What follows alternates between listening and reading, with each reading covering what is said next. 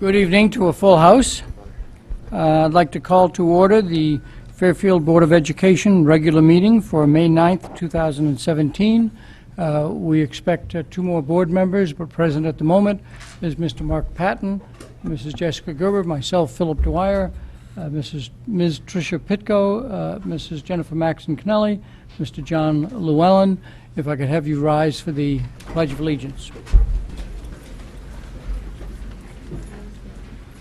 I pledge allegiance to the flag of the United States of America and to the republic for which it stands, one nation, under God, indivisible, with liberty and justice for all.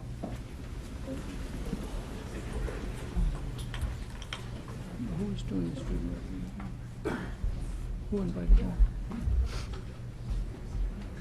There we go. So we have a full house of students to be recognized. It's one of the more important and joyful things that we do as a Board of Education, not only having you here, but attending different school events and watching you perform in your home school. First, we have musician honorees, and I presume that there's a faculty advisor here somewhere who will come forward. Good. So please present your students. Hi, thank you very much for And you should state your name and so that the public at home will know who's talking. Hi, my name is Sarah Hofer, and I'm the music coordinator here in Fairfield. And I'm pleased to recognize several of our all-state, all-national, and all-Eastern participants in the different ensembles in Connecticut. So I'll call them, and if they And just have them come forward, yeah, yes. as they call names. And for the parents in the room, we will keep them here long enough for you to take whatever photos you want. Okay, from Fairfield Ludlow High School, the all-state participants are Sophia Bucas, Kieran Brown, Blaze Carter, Lauren DeWitt, Nick Fetch, Samuel Koech, Will Mandelbaum, Maddie McDermott, Layla Michelani, Jeremy Page, Alexa Perillo, and Thomas Roberts. Come on, right up here.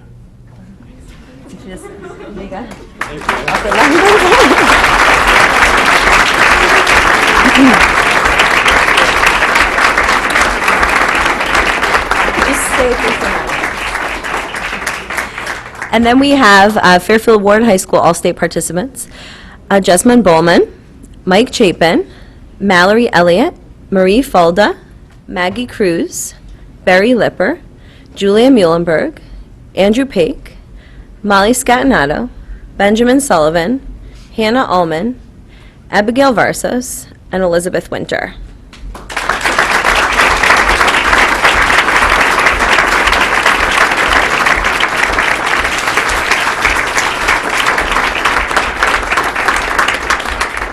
And then I'll have some of the all-Eastern and all-national folks step forward.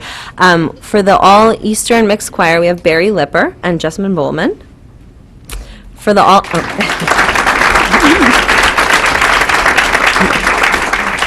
the all-Eastern orchestra, we have Andrew Paik.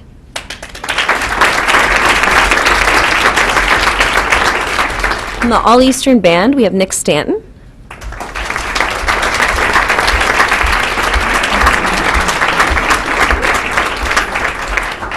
The all-national mixed choir, Jessamine Bowman.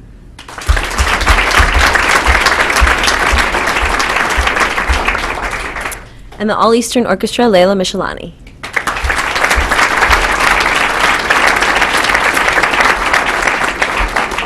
Congratulations to all of you.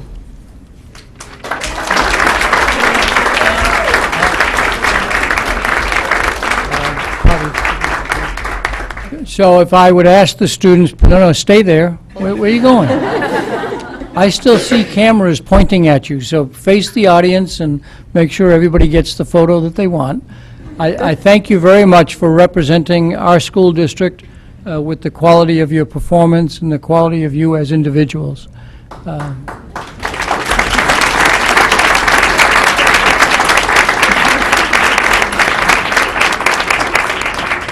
Thank you very much.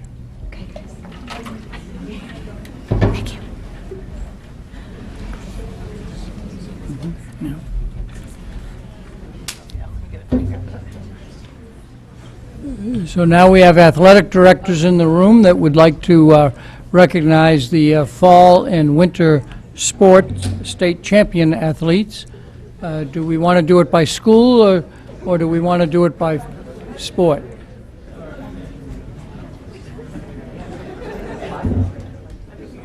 Phil, who's closest to the door?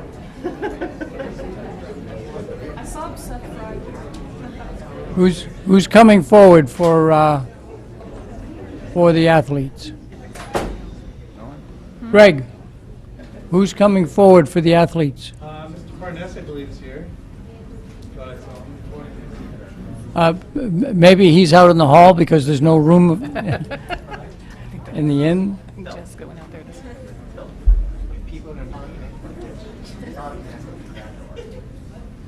Both Mr. Fry and Mr. Parness are here. I think they're just stuck in the Yep. traffic. We have patience.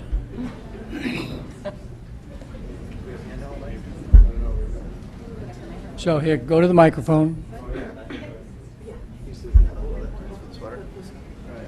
Are your students in the room, or are they still out there? Making their way in. Okay. Combination. Hybrid approach. You go first, because my right. teammates are still waiting. Okay, so we're very excited to have several state champions this year. We're going to start with our dance team, who won the state championship for the 4th time in a row. And I'm going to bring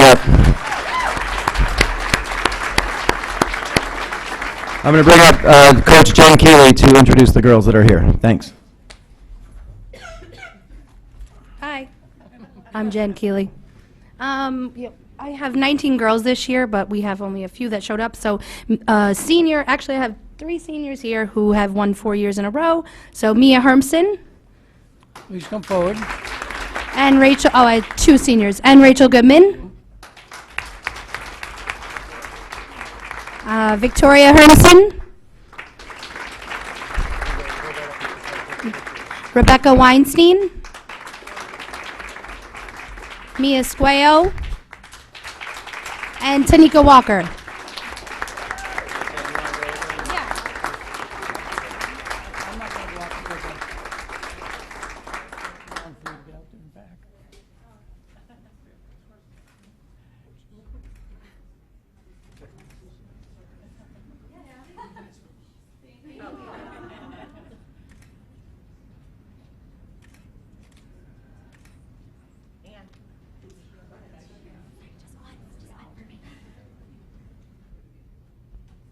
Thank you so much for having us. No, thank you very much for representing our district.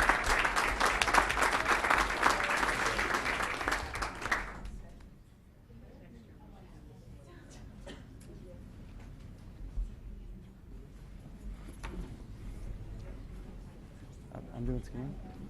I'll do skiing. Oh, great. All right, next up, I'm going to introduce Coach Gary Quirkoni. He is the coach of our girls ski team who won the state championship for the 5th time in a row. Overall, we lost track. There's too many. So. Come on up, Coach.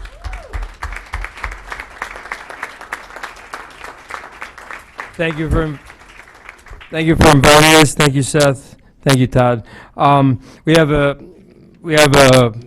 good showing of our team members tonight, and they are Estelle Baldwin, Ashling Johnston, Sonia Roma,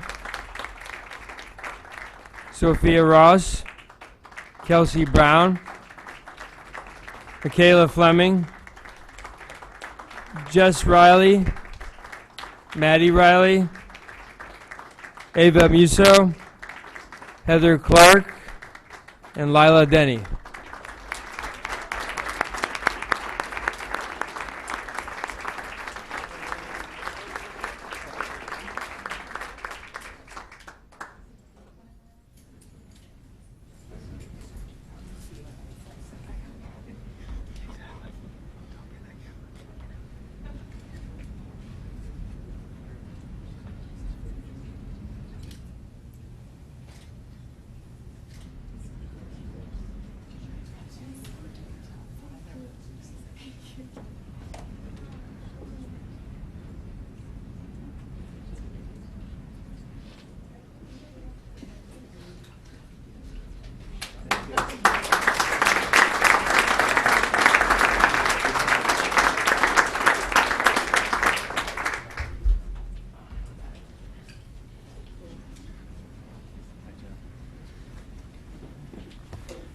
Okay, so next up, we have another co-op team that won a state championship for the second year in a row, several, again, overall. And let me bring up Coach Brendan Pushkar to introduce the team members that are here.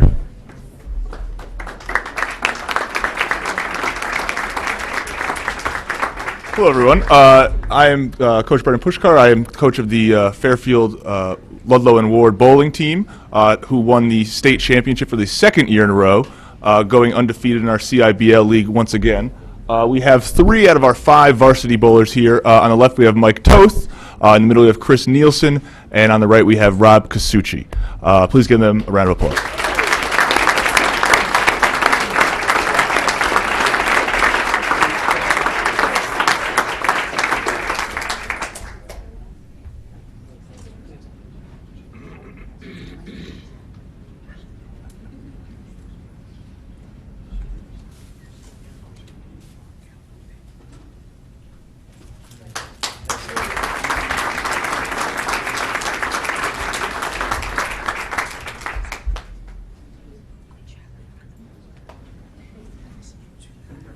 Okay, and then we also had some individual state champions. I'm going to bring up Coach Jason Sorensen of our wrestlers, and he's going to introduce our individual state champions.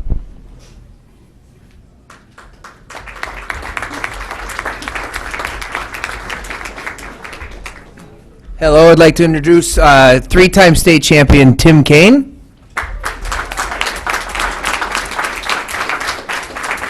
And double L state champion Joe Janai.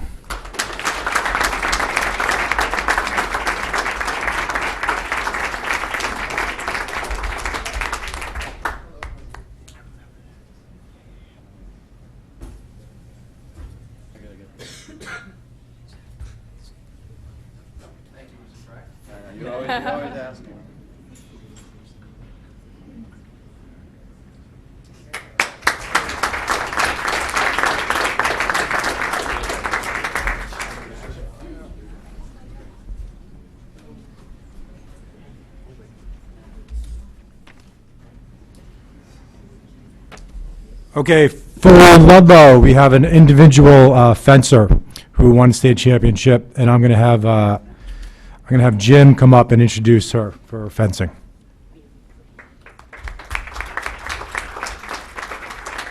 Hello, everyone. I'd like to announce Miss Madison Lee from Ludlow winning the state title this year in women's foil. Just to clarify, women's foil, Miss Madison Lee.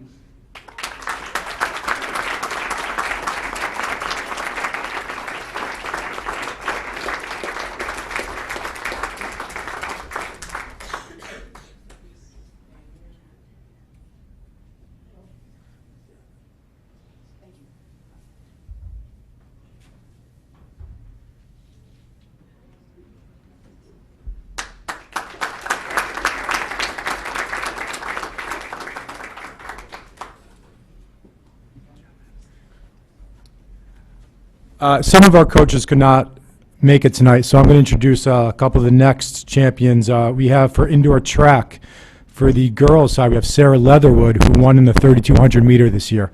She also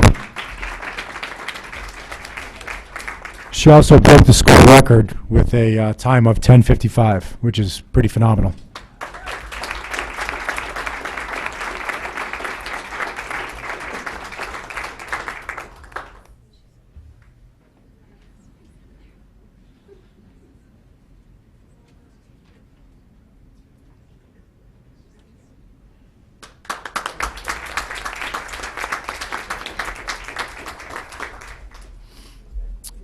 Next we have the boys indoor track team, which the 4x800 team won the state championship with another school record, and they have the time of 7:59, which is also remarkable. The members of the 4x800 team are Nico Rulo, David Gates, Ben Ertel, and Ian Bartlett.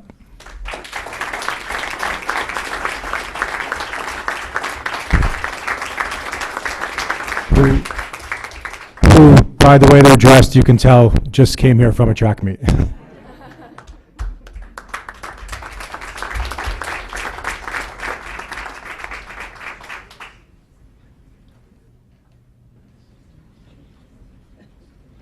We go, guys.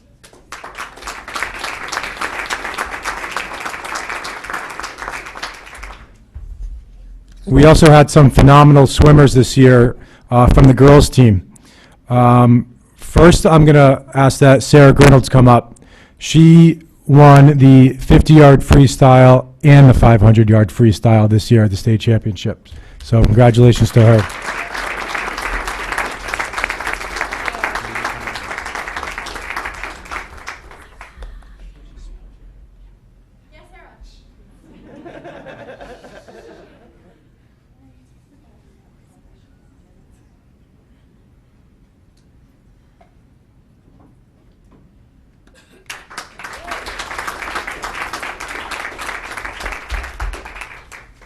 Sarah is still standing there because she was also part of the relay team that won the 200-yard freestyle, along with Katie Thornton, Megan Phelan, and Lily Kernigan.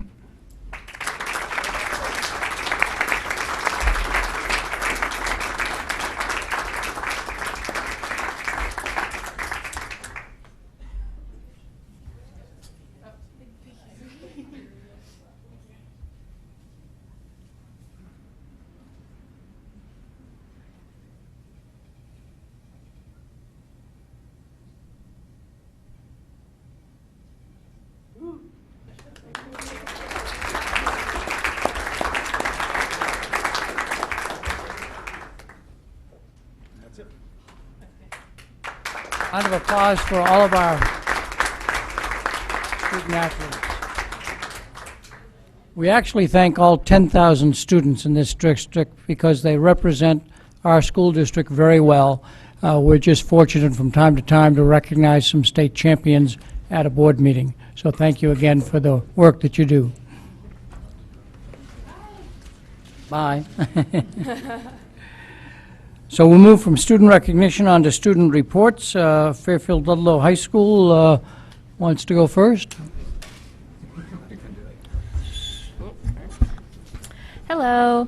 So last month we had the badminton tournament for juniors, which is like a great, fun, and competitive way for the junior class to come together. We also had MAME, the Ludlow Drama Department performed on April 27th and 28th. It's all about during the Prohibition era of a woman named Mame Dennis, whose brother passed away, which then gained custody of her nephew. And throughout this performance, there was a big emphasis on life, and more importantly, like how to live life to the fullest. It was a great performance. It was one to watch, and it had an amazing turnout. Coming up on Wednesday, May 17th, is the Fairfield Ludlow High School Family and Consumer Science Night. The fashion department will be hosting a Night in Paradise fashion show, showcasing designs that were created and manufactured by students from the fashion 10 through 40. Food will be provided by the cooking department, as well as the preschool students, or the preschoolers, will walk down the runway in garments that the sophomore class has made for them. It's a student-created event, which will start at 6:30 p.m. in the cafeteria.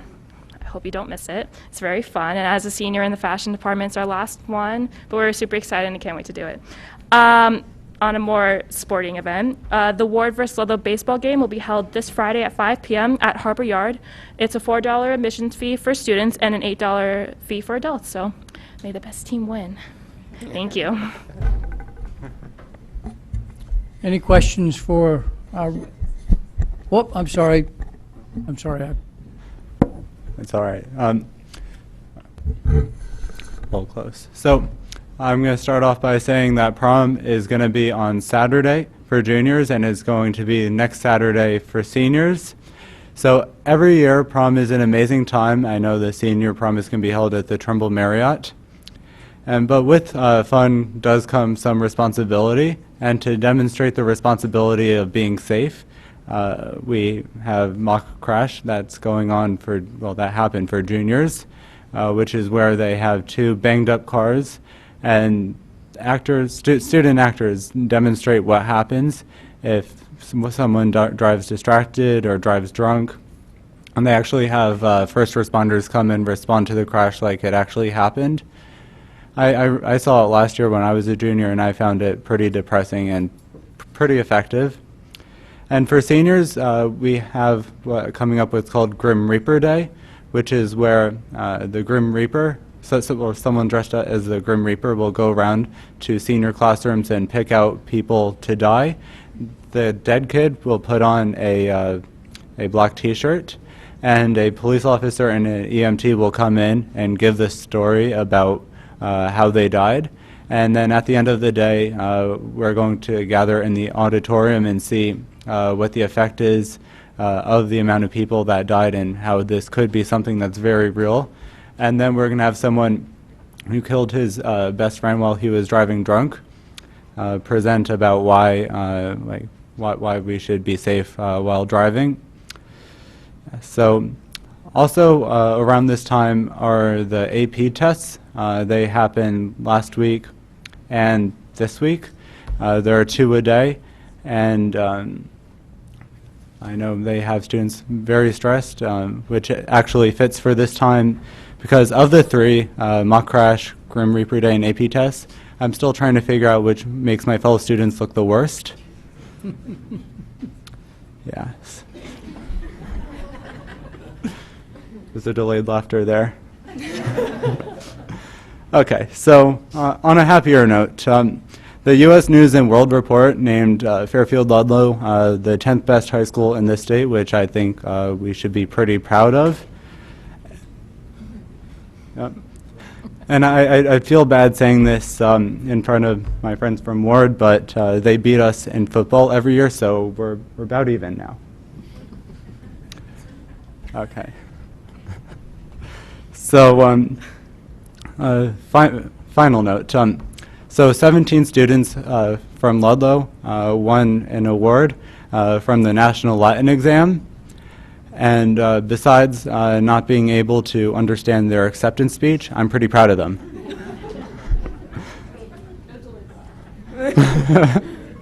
All right, thank you.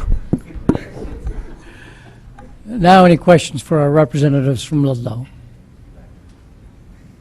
If not, from Ward. All right, well, I didn't come prepared with jokes, so bear with me. I did, however, come with a sense of pride for our school district, congratulating all of the sports teams that came here for recognition earlier. Also, earlier in April, I believe, I'm not sure if this was covered, but we had Battle of the Houses, a yearly tradition at Ward, in which the 3 houses that make up our school compete in a series of activities. Townsend won, so a bit of pride there. That's my house. On April 27th, Fairfield Ward High School, the Achievement Gap Task Force sponsored the Identity and Education Conference. So 50 students from Fairfield Ward, Ludlow, and the Harding High School joined together from about 10 to 2 for the first conference. The purpose was to start the conversation about how students feel their identity impacts their achievement and motivation, and how adult actions impact achievement and motivation as well. Advisors, teachers, and administrators from all 3 high schools were present, as well as our superintendent, Dr. Jones, for the successful first conference. The group plans to hold a regular conference and extend it to other high schools. Many of you probably saw the front page article in the Fairfield Citizen last Friday about it. So we're making progress. We are also in the middle of AP testing, which has everyone a bit, scrambled brained, but everything's going well. The teachers are preparing the students really well, and we're doing a lot to not only help prepare the students for taking the test, but also helping them unwind afterwards, as it is a pretty stressful event. On a more recreational note, we had very successful runs of the production Oklahoma on Friday, Saturday, and Sunday at 8 o'clock. I wasn't there personally, but I know some actors there, and they are phenomenal. So there were great reviews, and it was well attended. On Friday, we have the combined high school jazz ensemble dinner dance and the Ward Ludlow baseball game on Harbor Yard, as mentioned before. On Thursday, we'll have the softball game at Dugaley Field. And in the upcoming weeks, we have the National Honor Society induction ceremony next week, as most of our students are inducted into the National Honor Society. Great pride there. There will be our yearly ward day on the 19th. So in previous years, it's been more about the clubs, showcasing what they're all about, and, presenting to other students what they do in their club. But this year, we're having 80 outside presenters come in to meet with students about various careers. So these professionals will be coming in and basically summing up what their job is about, and answering questions, and talking to people, students who have interests in certain fields, which I am very excited about. It's going to be an all-day event. As mentioned before, junior prom is coming up on May 20th, with senior prom following up on June 3rd. And really, we have a lot of vacation before the end of year activities before vacation. So we're all very excited. Thank you very much. Any questions for a representative from Ward? Mrs. Maxon-Kennelly. Just one question, and I'm not sure if you participated, so I'm not sure if you can answer this, but regarding the conference, which I thought just sounded absolutely like an amazing experience.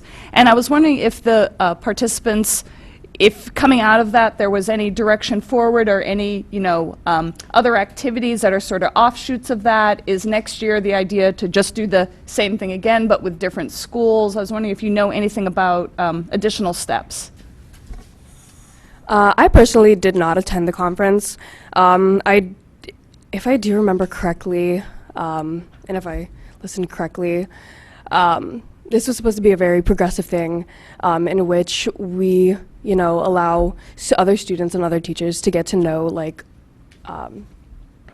students better, and what affects them most with their achievement and their motivation and such in school and outside of school.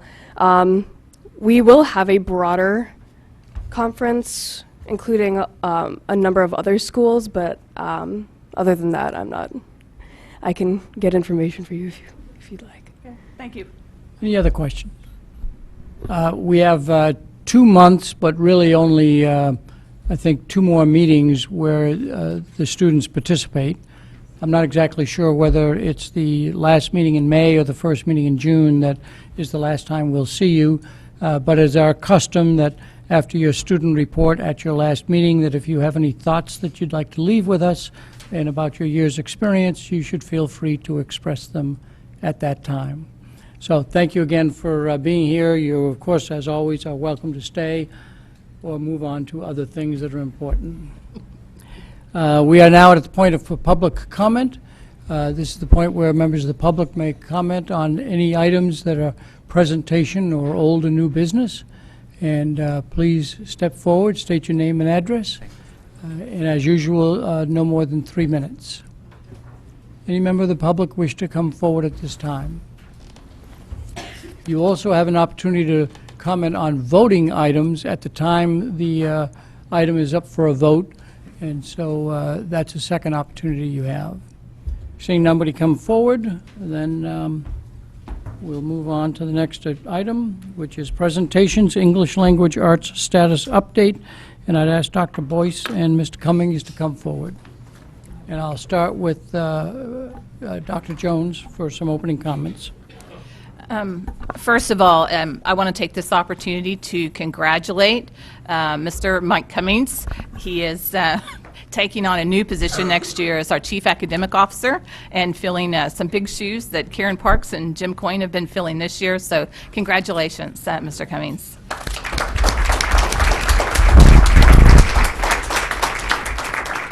The floor is yours. Thank you. I just want to say thank you for the opportunity. I'm really looking forward to the position and to work with you in Fairfield. I also want to thank you for the applause because, as I've said before, I have not done anything yet, but I appreciate the vote of confidence. So good evening. Mike Cummings, Director of Elementary Education. We are eager tonight to present our work in the pre-K English Language Arts curriculum instruction work. In response to the adoption of the Connecticut Core Standards, the elementary ELA curriculum was revised and adopted in 2012.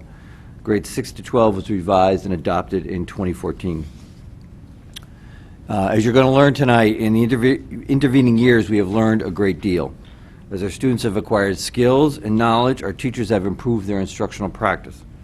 Our presentation tonight will address where we have been, what we have learned, and where we will continue to improve.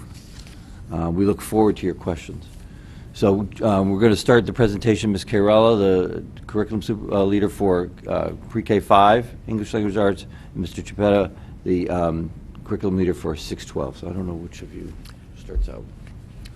And when you start, if you would introduce yourself so that the TV audience will know what your position is and your name. We absolutely will. We have a presentation to project for you all. Then we will move.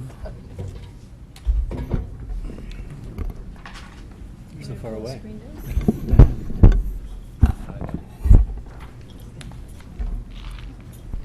Did you guys?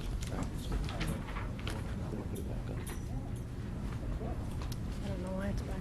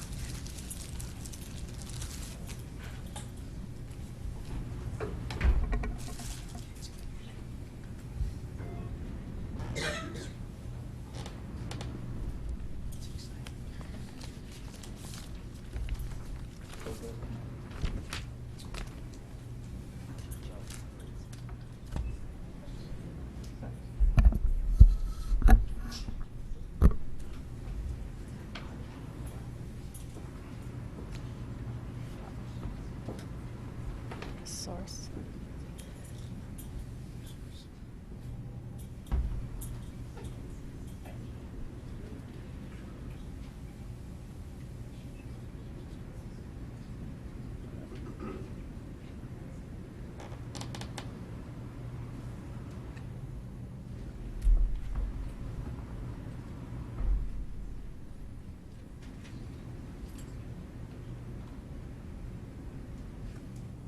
We good?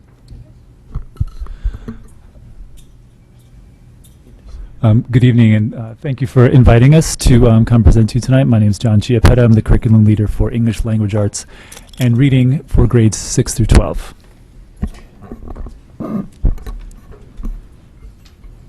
And I am Pamela Cairala, the curriculum leader for Pre-K through 5 English Language Arts.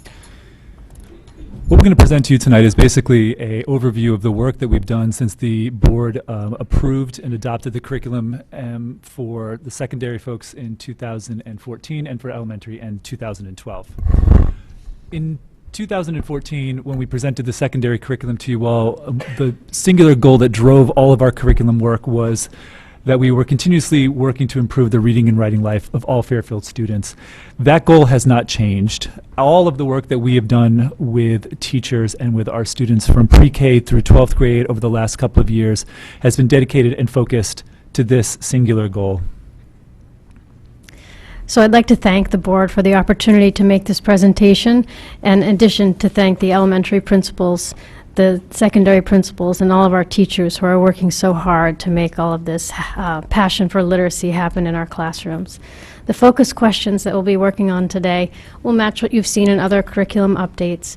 We'll be looking at what changes were made in the last curriculum revision, what was done to implement the curriculum, the adjustments that have been made with the implementation and pacing since the curriculum adoption, the evidence that was collected since the curriculum was adopted to indicate student growth and achievement, and the next steps that we are considering.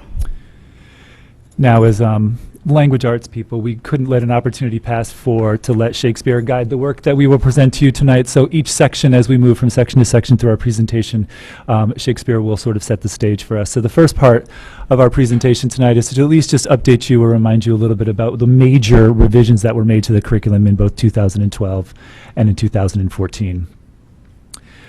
The most significant area of work that drove the revisions of the curriculum at that time were aligning the older curriculum to the newly adopted Connecticut course standards. The Connecticut course standards were far more rigorous and far more specific than the old Connecticut frameworks, and that really was the bulk of the work that we did.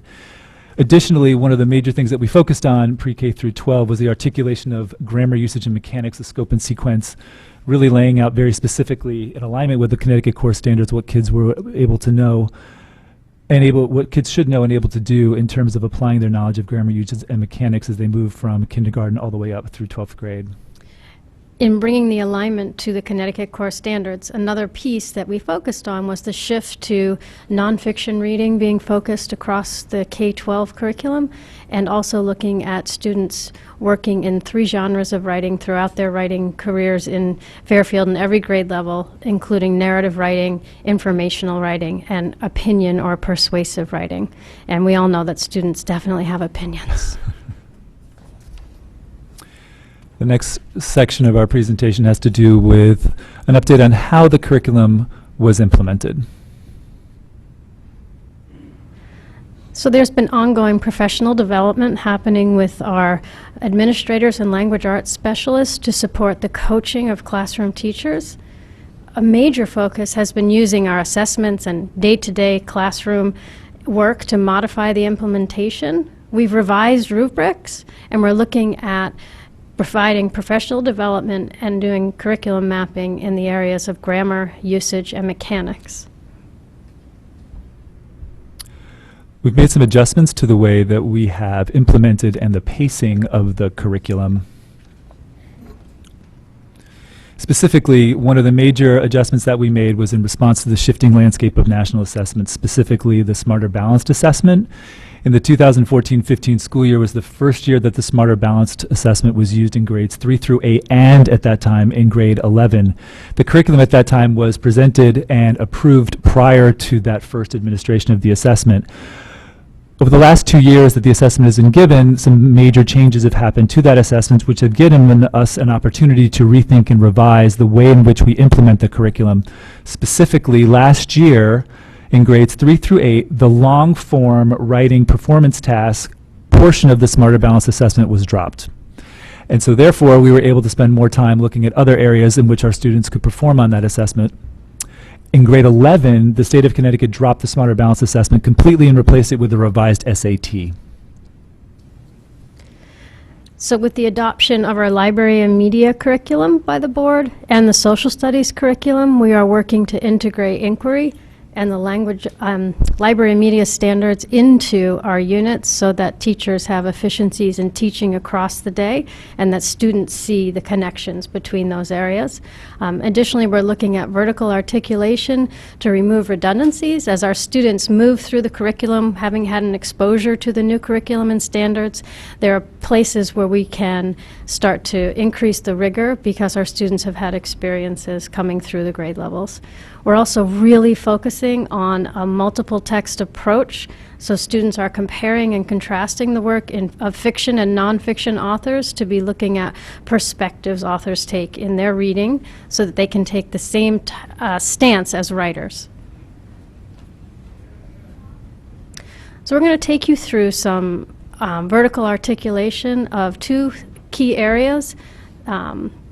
We'd like to share more with you, but we do have time constraints. There are other areas that we have this work that we are working on. We're going to focus today on nonfiction reading and grammar usage and mechanics. So we have some big goals for our nonfiction readers. We're looking to develop students who are engaged readers, who generate questions and then become powerful writers of information and persuasive texts designed for an audience, purpose, and message. We want our students to be reading across many texts, taking that questioning stance and comparing, contrasting information and styles. Part of our work with inquiry in integrating library and media and social studies is developing note-taking skills that transfer across reading and writing and into the content areas. And again, really looking at creating informational and persuasive writing with a targeted audience and message in mind. So this slide will take you through some of the key nonfiction skills as students move through the grade levels. I'll kind of let you look at that slide and have it speak for itself.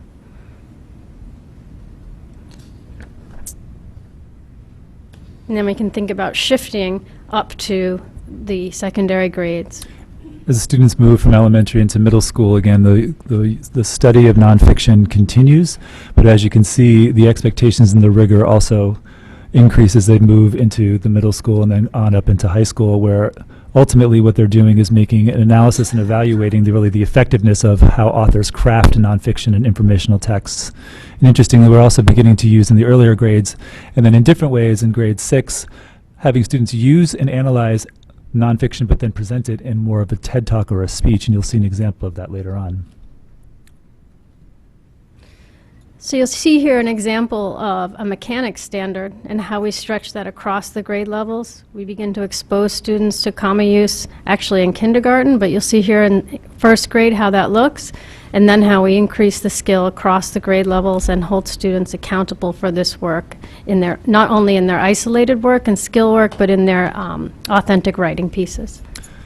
The focus on grammar does not just end in one, or is not just located in one specific grade level, but continues as a student moves from grade to grade on up and through middle school and into high school, where again the expectations get a little higher, the rigor continues to get a little higher as well, and then all the way into 11th grade, where students have mastered the basic knowledge of grammar and the application of grammar. They're actually making stylistic choices in their own writing about how to apply what they've learned.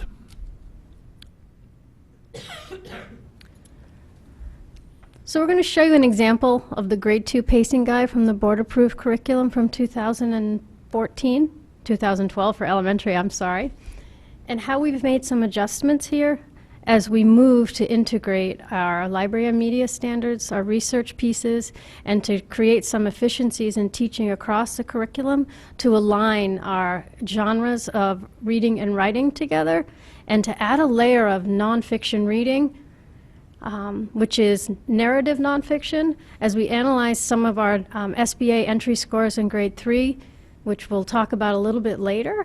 We saw the opportunity to increase the rigor of our nonfiction writing in grade 2 to ramp kids up and create a pathway through to the work in grades 3 and 4. So you'll see we've added the narrative nonfiction genre to grade 2, and students are writing persuasive reviews about the narrative nonfiction they're reading there. This is to help students to see that nonfiction authors write in a variety of styles. This is an example of the 8th grade year at a glance that accompanied the revision work and the approval of the 8th grade curriculum in 2014. This is a hard slide to read, and it's meant to be hard to read because the first go-around of how we were implementing the curriculum was based on the Connecticut Core Standards and our assumption of what the assessment was going to be. As you can see, there were 10 different units. At this time, at the end of the year, both teachers and students felt that they were just moving at a breakneck pace just to get through the curriculum. After 2 years of working with this and having teachers work with kids and looking at kids' responses to the curriculum, we were able to make some significant revisions to the pacing of the 8th grade. Two things happened, and they're both in red. One in the beginning of the year, where we realized that now kids were moving through, this would be the 3rd year that kids were moving through with these new standards. 8th grade teachers were having to spend less time reteaching in the beginning of the year. Kids were ready to go, so they could go deeper much quicker. At the end of the year, we were able to combine units, therefore allowing teachers to go deeper when they're looking at having kids make thematic connections across both text, genre, and time. And we were also able to align this final unit with many of the expectations, content expectations that students were finding in 9th grade, the beginning of the 9th grade year. Now it's time for some data and to look at how our students have been performing on some assessments as they've worked through this curriculum for the last few years. So this slide represents our Smarter Balance scores for 2016, and we see some strengths here in moving through our 5-6 transition, which is good news. We had an area of focus over the last 2 years on looking at our transition years, using visits between grade 5 and grade 6 teachers and grade 8 and grade 9 teachers, so that teachers are able to see the work of the previous year students and raise expectations for the next year.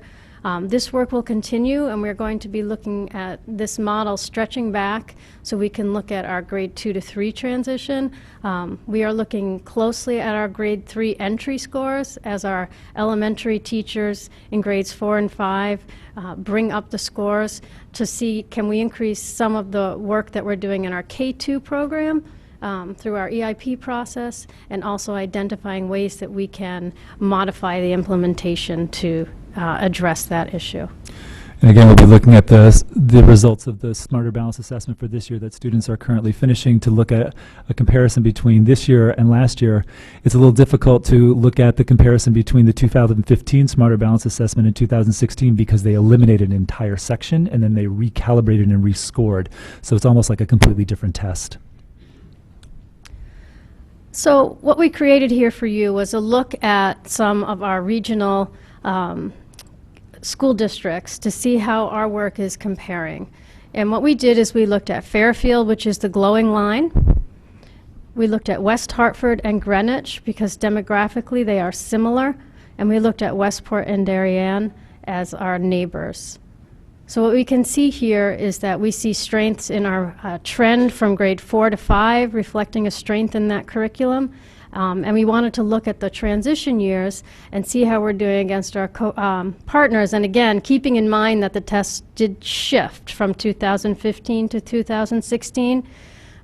But if we then move to look at 2016, we see positive movement in our scores looking at our grade 5 to 6 transition compared to some of the other, to some of our neighbors. We can see that we have seen an increase from grade 5 to 6. We're holding steady in that piece and we'll continue to do work there. We will continue to look at partnerships that we've created with some of these districts' literacy leaders so we can share the strengths of our program with them and that they can share their strengths with us so we can look at best practices for continued growth in our curriculum. This slide represents the 2015-2016 Fairfield scores on the PSAT. This is the College Board revised both the PSAT and the SAT, and these are the first 2 years of this data. And as you can see, Fairfield students in both 10th grade and 11th grade are performing very well. In 10th grade, this past year in 2016, 84% of the students exceeded benchmark, and in grade 11 it was 85% of the students exceeding benchmark. This is a brand new slide as the 2017 SAT data was just released to Fairfield yesterday. And so as you can see in the revised SAT, this is the school day SAT that was administered to almost 100% of our juniors, that 84% in 2016 met or exceeded benchmark, and the results that we were just given yesterday, 86% of our students have met or exceeded the benchmark on the brand new revised SAT. It's important to note that the SAT and the PSAT were both revised to align themselves to the Common Core. So in the same way that our curriculum was revised to the Common Core, this ultimate and final exit assessment is aligned as well. So we can say that our students are now working through and working with this curriculum are performing very well on a national assessment. This slide represents the 2016 SAT scores of those same regional neighbors. Fairfield in 2016 outperformed both West Hartford and Greenwich and was very close to our neighbors in Westport, with Darien actually performing very well with very different demographics. We don't have a slide yet for 2017 because the 2017 data was only released to the districts themselves yesterday and the other regional information has not been made public. These are our 2014-16 AP Language and Composition scores. This is our junior course that is offered to our kids in 11th grade. They can take it either as a standalone course as part of the American Studies curriculum. 89 to 90 to 93% of the kids in 2016 scored 3 or above on the AP Language test. This is the AP Literature scores. This is our course for seniors. Over the last 3 years, 90% of our students who have taken the test have scored a 3 or above. You may be wondering, why is there a dip between 97 and 90 from 2015 to 2016? Approximately only 1/3 of our seniors actually take this exam, therefore each student represents a higher percentage. The reason that so fewer students as seniors take this exam is that the majority of them took the AP language exam as juniors, and the vast majorities of colleges that they apply to will only accept one of these scores. And therefore, if they've scored a 4 or 5 on the junior test, they're likely not to take it again as a senior.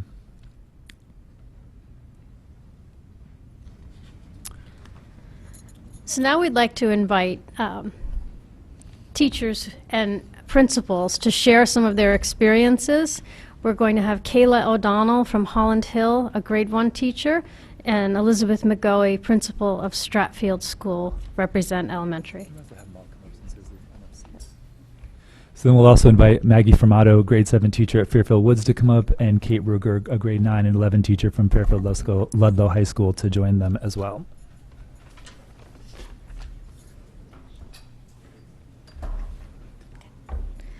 Hello there. My name is Kayla O'Donnell, and I'm a grade 1 classroom teacher at Holland Hill Elementary School.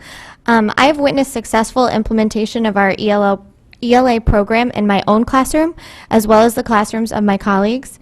In my experience, I have found the comprehensive literacy model is a successful way to manage time and instructional practices to fit it all in. The comprehensive literacy model allows room for me to adjust to the individual needs of my class and students based on my professional judgment, while still being able to meet the requirements of the rigorous curriculum. It also allows for teachers to build student stamina over time so that students are still engaged in their work. Our most recent teacher professional development has been around the different components of the comprehensive literacy model. We have worked on mini lesson format so that teaching is purposeful and driven by student work and data. This professional development has encouraged teachers to increase their agency over instruction by putting the students' needs first. Making mini lessons clear and purposeful has a direct effect on student growth and learning by giving them specific strategies that they can take and try during their independent work time. We have also received professional development in shared reading and interactive writing.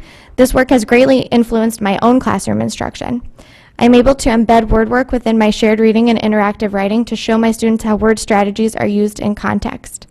Students also enjoy these times very much. I have found that their engagement and stamina has improved since this professional development because I have been able to make my teaching more dynamic and interesting. This year, I have struggled with a class that can be easily distracted. I worked with my colleagues to create mini lessons using the professional development that I received around focus and stamina. I also created a daily literacy schedule that included specific times for shared reading and interactive writing to help break up the time that my students were most distracted. With a combination of these things, I was able to reach a group of children and truly turn them into readers and writers. By helping them increase their stamina, they have also been more engaged in literacy tasks. I have seen growth in every student in my class, but most of all, I have seen them learn to love literacy.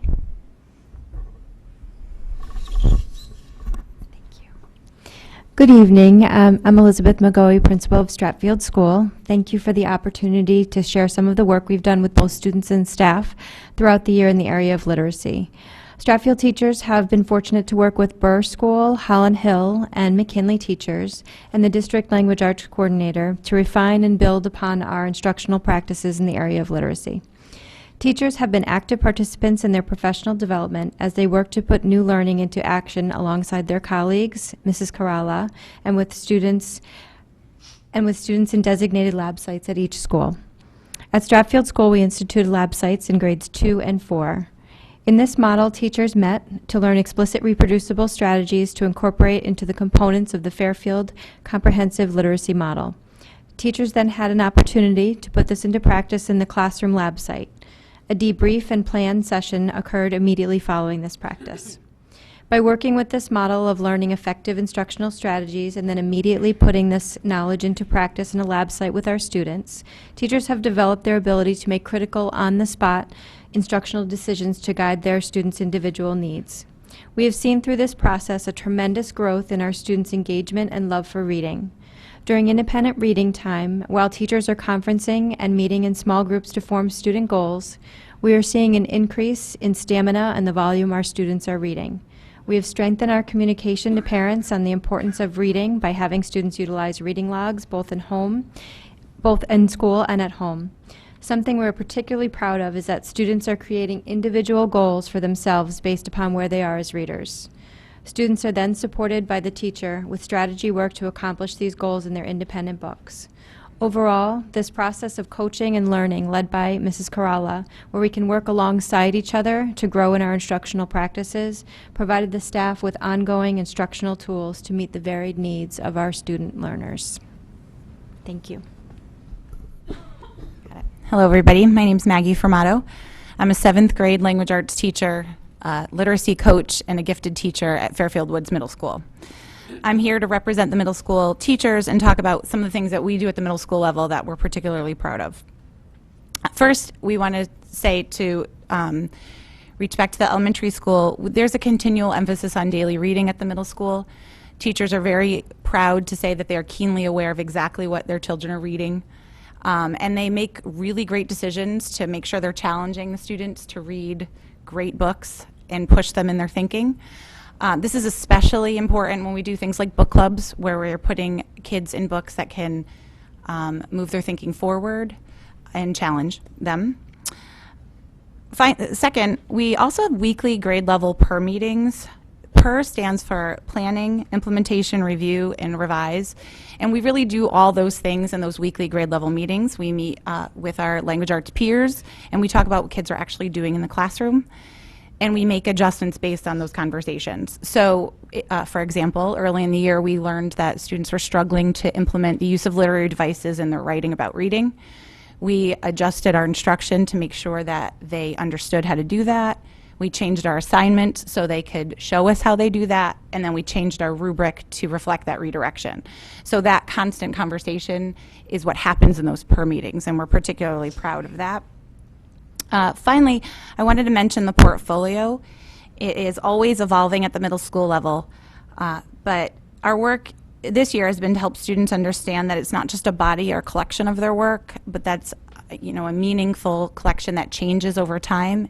And we're especially at the 7th grade level encouraging them to go back and revise it and change things. So these go home to parents twice a year. And in December when they go back, we ask for parent feedback, and the parents have been very happy with that. They like to see what their children are doing. They like that they go back to work and find value in revision. So those are things we're particularly proud of. They also mention that they like the conversation it starts with their kids.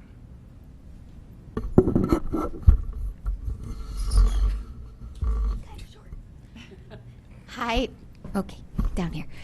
Hi, my name is Kate Rieger, and I am a 9th and 11th grade teacher at Fairfield Ludlow High School. As we think about the continuum that comes from the elementary school through the middle school up to the high school, and we keep in mind the fact that we're trying to continuously improve reading and writing life of students, it is our goal in the high schools to have the English classroom be challenging, constructive, creative, and collaborative for our students. The role I feel I have in the classroom is to provide direct instruction based on the specific needs of the individual in order to elevate his or her writing and reading. Just as writing informs reading, reading informs writing, and it is a continuum. In order to do this with efficacy, everything is data-based. So within my class level group, with whom I meet bi-weekly to discuss plans as well as to grade norm and make sure that we have common assessments, we aligned the Connecticut core standards for our scope and sequence of how we are integrating writing and reading, and we use that to create rubrics, and from there we're able to tie to specific skills within the larger scope. Typically, the whole class is reading, discussing, and writing about the same work of literature, and what we found going back to when this was first proposed in 2014, the students who were working very hard were losing the love of reading. And I think I can speak for anyone at this table. None of us went into becoming English teachers because we didn't like to read. So we didn't want to lose that love of reading. As such, we've integrated back into the classroom reading logs, much like they have in elementary school, and to cultivate that love in conjunction with how to elevate their discourse while they're engaging with the reading. They have reading goals every marking period. We have reading baseline score, baseline assessment, so that we're able to say, this is where you are, this is where you struggle in understanding the text. And we do that in mid-year as well as the end of the year, so the students are individually able to see their growth in terms of reading. We do that in tandem with a writing baseline, such that they're able to see where their growth and skills improve over the course of the year through 3 assessments that are also aligned to the state standards. With increased exposure, we have increased rigor. We have multiple texts, both fiction and nonfiction, in order to have them engage in preparation, in a variety of modes of writing as well as reading, and to push it further. With the grade 11, we specifically look at structure and how structure impacts meaning. I teach AP Language and Composition, and a lot of that, and that entire test is nonfiction, so we pair nonfiction and fiction texts to see how they inform one another, and I can only do that because I'm aligned with my other teachers, and I know that we are doing the same thing to assess the same skills over time. Thank you.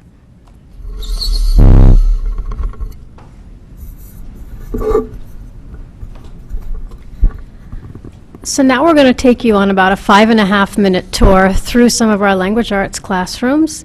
And I'd like to thank Karen Corelli at Dwight School and Shannon Pascone for helping to compile this work. This represents classrooms from Dwight, McKinley, Holland Hill, Tomlinson, and Fairfield Woods.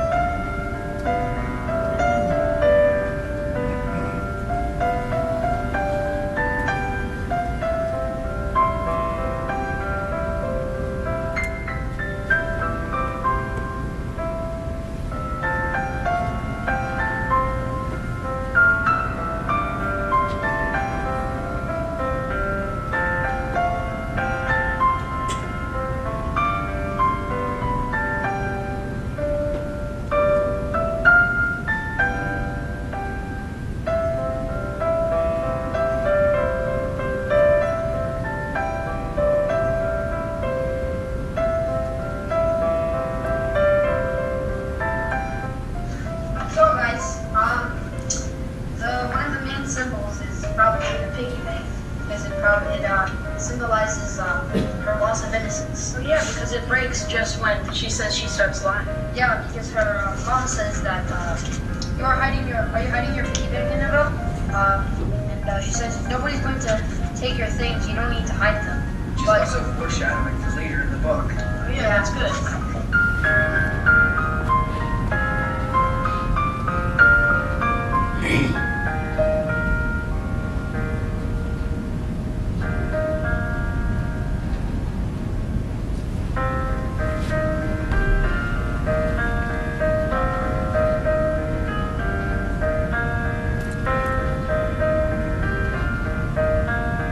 Displays that global warming is powerful. Okay, so the greenhouse effect is one of the main causes of global warming. It's caused from carbon dioxide or fossil fuels. So the carbon dioxide rises into the air and forms clouds. Then those clouds trap the heat in the atmosphere, causing the planet to be warmer. And the greenhouse effect gets its name from the greenhouse because the greenhouse traps heat inside the greenhouse, so it causes it to stay warm. Fossil fuels are one of the most well-known and toxic greenhouse gases. They come from when we drive cars or when oil lights up in a fire.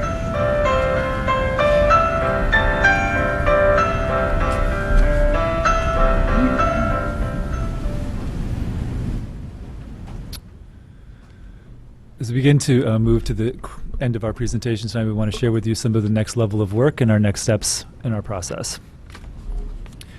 As we talked a little about earlier, and as the teachers just spoke about, a bulk of our work as we continue to move forward is to have teachers and administrators work together to look at the way students are performing on district, unit, and national assessments, to take apart the data and look more specifically at how students are performing on specific aspects of those assessments, and then plan backwards for both how to implement and how to instruct students to sort of address those particular areas of growth. We're also working on ensuring the progression of skill development K through 12. We showed you 2 examples earlier, and we're continuing that work. We're also looking at our early intervention process. We're reviewing and standardizing about how we try to intervene with kids as they begin, if they have struggles in the earlier grades. And then one of the things we're also working at is taking those same portfolios that have been so successful at our middle school, and we're implementing those as a skill-based portfolio in grades 9 through 11. So we'll continue to focus on transitions, pre-K to kindergarten, grades 5 to 6, and grades 8 to 9, to ensure student growth across the curriculum. We were looking to create and then implement a writing scoring system that measured student growth over time and across disciplines K to 12, and uses consistent measures to provide clarity for students and teachers. We're looking to continue our collaboration among language arts, library and media, and social studies. As an example, we started work this spring. We have, when we write curriculum, ELA, library and media, and social studies folks together in the same room to integrate those units, and we'll continue that work. And we are also working on mapping our content and academic vocabulary K to 12 to make the vocabulary instruction and expectations clear and consistent across the district. As we come to an end, we're very, very proud of the very hard work that all of our teachers have done, with, again, the single focus for our goal is to improve the reading and writing lives of all Fairfield kids. Again, we wanted to thank you all for the opportunity to come and share all of this work with you tonight. And I want to thank the teachers and the administrators specifically, and for those in the audience who came to support us and to support all of their hard work, thank you all very much, and for your support as well.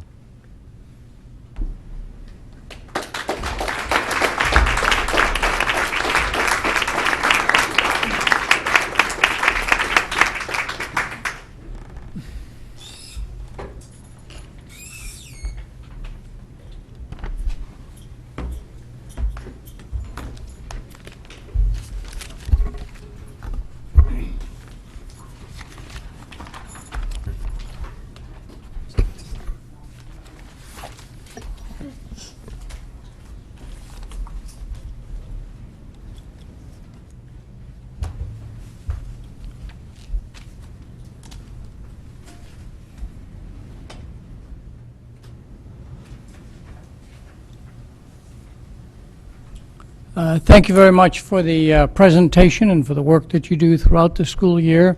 I'm sure some board members may have some questions, and so we'll start with that. Anybody Mrs. Lou McCormick. Thank you for the presentation. That was very great and informative. One thing I noticed was in third grade, there were a couple of things that popped out. Are we introducing script again? I saw the cursive H, and I wasn't sure if that was part of the curriculum now, where we're actually teaching. So handwriting and cursive writing is part of our approved curriculum as our third grade teachers work to fit in the demands of library and media standards and technology, keyboarding to prepare students for the Smarter Balance assessment as they work across the curriculum. Teachers are spending varied amounts of time depending on the needs of the students in their classrooms. So it is part of our board-approved curriculum. It's happening across the district, and it's something that we will continue to work on. So is that a new thing, or it's just always been there, but sometimes it wasn't implemented? It's always been there. Ah, interesting. Okay. And the other thing is note-taking. I noticed that is that new, where note-taking is introduced in third grade, or has it always been part of that? Well, note-taking actually starts all the way down in kindergarten as we think about collecting ideas, generating questions. So it's something that's embedded in the nonfiction units very explicitly, and we continue to do work in readers' notebooks as students are gathering information and thinking about reading. So that is very explicit, and part of the library and media and social studies integration is to give students and teachers the opportunity to have cross-curricular connections there and repeated practice and feedback on the note-taking. Well, I would say those two things. I mean, I love that they're part of our curriculum. How do we assure that they are implemented kind of consistently across the district? Because I don't think it happens all the time in every classroom. Well, I think to one of the things that Kayla O'Donnell mentioned is that she's constantly adjusting her instruction and prioritizing based on the needs of the students in the classroom. So I think we trust our teachers to do that across the curriculum and to make the judgments on where they need to spend the most time every day. So if it's not covered, how do we know that? Is that okay? Well, it's in the curriculum, and as we prepare, especially our third graders, for what's coming, we have to think about making the adjustments in the classroom and working on those pieces. So it can happen. I'm sorry, can you repeat Where that? it wouldn't be implemented, so a teacher can make the discretionary call and decide that we're not going to do script in third grade because we don't have time. I would have to talk to the elementary principals to get information about that to answer it, but I know that it's happening across the district. The amount of time that we're spending on it, I can't say that that's consistent depending on the needs and the priorities for the students. Okay. I just pointed out because it's kind of a reality, so to the extent of, if we could kind of create some discipline around it, that would be awesome, because they are two very important skills, I think. Some people don't believe in script anymore. They think it should be completely dropped, but I think it's great. You can read the Declaration of Independence and, all sorts of things. The other question I had was the grammar and progression of that. So I love the way you laid out the whole comma thing. Do we have it that way for all the different kind of grammatical elements? So like semicolons, like when is that introduced and when do they master it? And colons, and is there a rubric that's set out that we can see? Yes, it's part of the implementation of the progressions that we laid out very clearly with teachers from all the way starting from elementary school and in the middle school. It's very clear. The teachers work with, and they showed you the example of the pacing guide before. Included in that pacing guide, they're also talking about the different aspects of grammar usage and mechanics that they've agreed upon, for example, in 7th grade. Then they'll look at the assessment work that students have done and then adjust based on where kids are performing on the transference of those skills to their writing. We know that kids can perform, and they have performed pretty well in isolated assessments of grammar, yet the more important work of that is to see if they're transferring it. So as Ms. Fermatto was describing before, it's looking at that work the students produce in terms of writing and then looking at the grammar part of it and then adjusting what they do, particularly maybe at that level or at that school. Again, all 7th grade agrees on various concepts, but at the same time, too, the students in her classroom may be performing very well on that so she can move ahead. And so the teachers have some latitude as they look at that work to do that. And is that pacing guide available to the public so that you can see what the child should have mastered by the end of that year? So a mom can say, you know what, he does not know semicolons. I've got to work with him. It's not meant to be a surprise. We have that very clearly for all of our teachers, and it's not, I don't know if we have it listed, but it's not meant to be a surprise, so we can provide that for you if you'd like to see it. Is it like on our website someplace where we can access it? All of that work was included in the curriculum revision. It's part of that curriculum document, and pacing, we've made some adjustments to it, but by and large, it's right in the curriculum documents that are on the website. So we should be able to see all that pacing Yep. stuff. So maybe I'll just find out where it is, because Sure. I think as long as people know it's there, they can look it up themselves, right? And the other thing also is similarly is the spelling and vocabulary. I didn't see that listed as a specific item, but I assume that given that that's kind of part of the SAT ultimately, that we want to build towards that. So is there also a pacing guide in terms of the spelling and vocabulary acquisition? So we're basing our spelling and vocabulary progression on the Common Core standards, or the Connecticut Core standards. And we did some work last year to walk back exactly which elements should be worked on in each grade level, and that's work that's ongoing to implement with our teachers. And is that similarly on the website, so it's transparent to parents and what have you? Because I know a lot of the stuff, like, teachers are on it, but every kid moves differently, so whether the kid has really got everything by the end of the year, sometimes it's nice to have. So it's built so closely to the language standards and the foundation standards of the Common Core standards that that's where that is widely available. I guess so what does that mean? So it's on our website then, the pacing guide, and the kind of words that would be required by the end of what time, or the resource that they can use, and what vocabulary and spelling they should be responsible for at the end of each year? Well, the standards are there in the Common Core standards. If we would have to put that together for you to specifically look at every skill that's expected across, and it's related to developmental stages as kids grow as readers and writers. So I'm sorry, so I don't mean standards, like standards are kind of like a skill, but I meant like the actual words and vocabulary and like what you should know by the end of the year. Well, at the middle level, we don't have lists per se. I mean, one of the things that we're doing now, and it was part of the next level of work, is that we've really focused on two areas. One is looking at and mapping out, and that work is really just beginning with the teachers of mapping the sort of the affixes and having kids look and understand where those words come from so that they can decode those words. Yeah. And really, it's been the result and the change of the national assessment, the new SAT, the way in which the SAT and the Smarter Balanced Assessment are assessing vocabulary. It's no longer isolated vocabulary. The new SAT, it's all vocabulary and context. And the same is true for the Smarter Balanced. So instead of just focusing on isolated words, really what our work is really getting the results of those assessments and having teachers look through that to see what are the best ways that we can teach kids to attack those words in context. So on their own, lists are fine if you just want to study a list of words, but really the way kids should be able to decipher language is one in two ways. One is the more that they read, the more better vocabulary they're going to have, which is why there's been such a push and such a focus on independent reading, more time reading in the classroom. And at the same time, too, having kids be able to attack words in different ways based on their knowledge of those affixes, roots, and at the same time, too, the context in which it's done. Well, that's a great example. So like the affixes and roots and how they're presented in the order and the pacing that we present them in, like second, third, fourth, however, that is online, or how do we know what that is? That's what we're working on now, is mapping that. So it's not there yet, but you're working on it. Exactly. Got it. So we continue to work on that piece, and one of the changes that we did make in our assessments was switching to a standard spelling inventory so that we can be teaching kids in differentiated groups and developing those stages along the way. And not only teaching them in isolation, but then having expectations for the application to the authentic writing. Yeah, that's great. That was great. Okay, thank you very much. Thank you. Mr. Patton.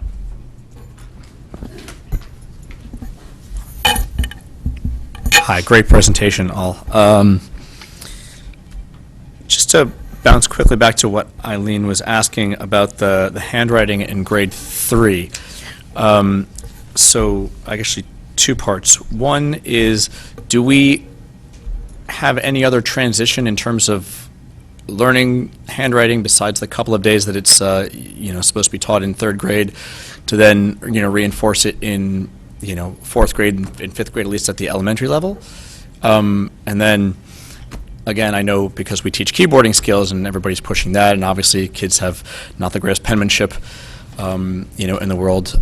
So everybody wants, things typed as you get into middle school and high school. So what's kind of, are we going anywhere with the handwriting skills in our districts at elementary into middle school? And is there a national trend towards that, kind of more where Ms. Lou McCormick was kind of leading in that? So handwriting is something that is in our approved curriculum. It's something that the teachers work on. We have a resource, the Zahner Bloser handwriting resource that are used in classrooms. But as our students move through and we require more of their time in terms of other curricular areas, we have to think about what are the priorities in the classroom and what do we subtract as we add.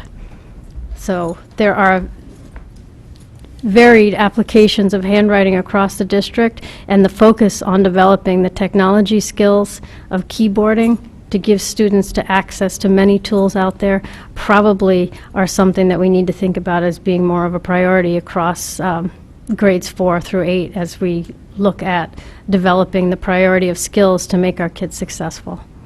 If you comparing those two items, I would agree that the keyboarding skills are certainly much more necessary in our modern society. So I guess, again, you can really answer the question, but is there more of a national trend to kind of, whether it's dropping, completely, or just not utilizing handwriting skills at all in writing curriculum, across all grades? So I can answer that to say that I would follow up on that more, but there is very mixed research to that question out there right now. There are some districts that are talking about bringing it back more, but my question still is to look at the research more in more detail and to think about what our priorities are. We can't grow minutes every day, so we have to think about that piece. Right. So right now we're going to leave it in the curriculum and just keep the ship steady for now. Okay. The next question, I guess, actually would be to Miss or Mrs. Ruger. So you talked about students losing a love of reading as they get into high school, and so I've certainly experienced that with my middle school and high schooler. So it seems like you had a lot of, I don't want to say technical terms, but you said a lot of things in terms of curriculum building and professional development that you've done. Is there anything in layman's terms in your professional development that you've done with other teachers that you might want to share with us today? And on the flip side of that, did you get any feedback from your students over the last, let's say, 2 years on these things that you changed to say, hey, that really works, why didn't we do that before? Anything like that you... Sure. For when they hated reading and sort of hated my class because they hated reading, we looked to what do they want to read? What do they like to read? And my group of other freshman teachers went to the library media specialists, and we were like, okay, so apparently they don't want to learn about Pip and Great Expectations. I don't know why. But they said, let's get some young adult literature. There are things that thematically tie to some of the classic literature, so they can do an in-class text, and then they can have book choice simultaneously to be able to do synthesis essays and synthesis writing in combining different ideas. Additionally, to get kids motivated to read more, we try to make, if you value something, give it time. So every day, the first 10 minutes of class, we do sustained silent reading, which doesn't sound like much time, but the kids love it. They can read what they want. They get excited about the books. They share with each other. They say, hey, this book is awesome. Let me tell you about it. So we're able to share out after that reading.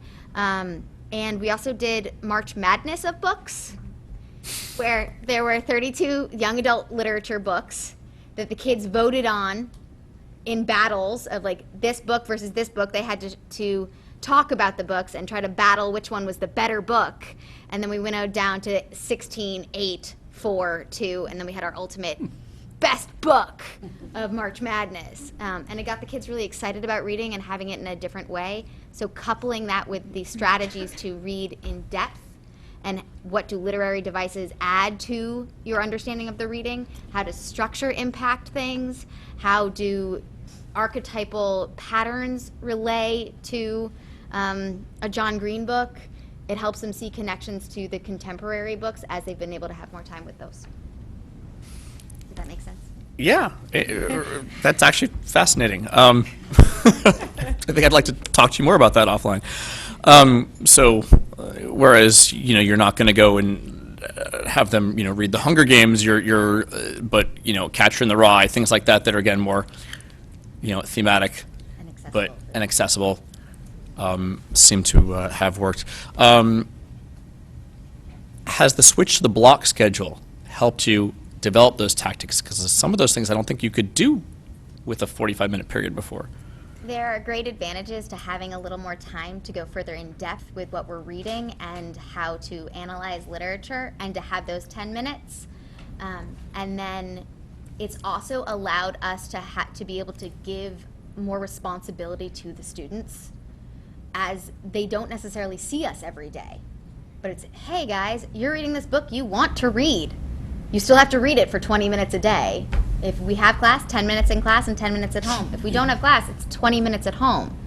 And the onus is on them to check in and keep reporting on what they're doing and keeping a pace. So they're really able to excel in that way too. And they couldn't do that without the block. Very cool.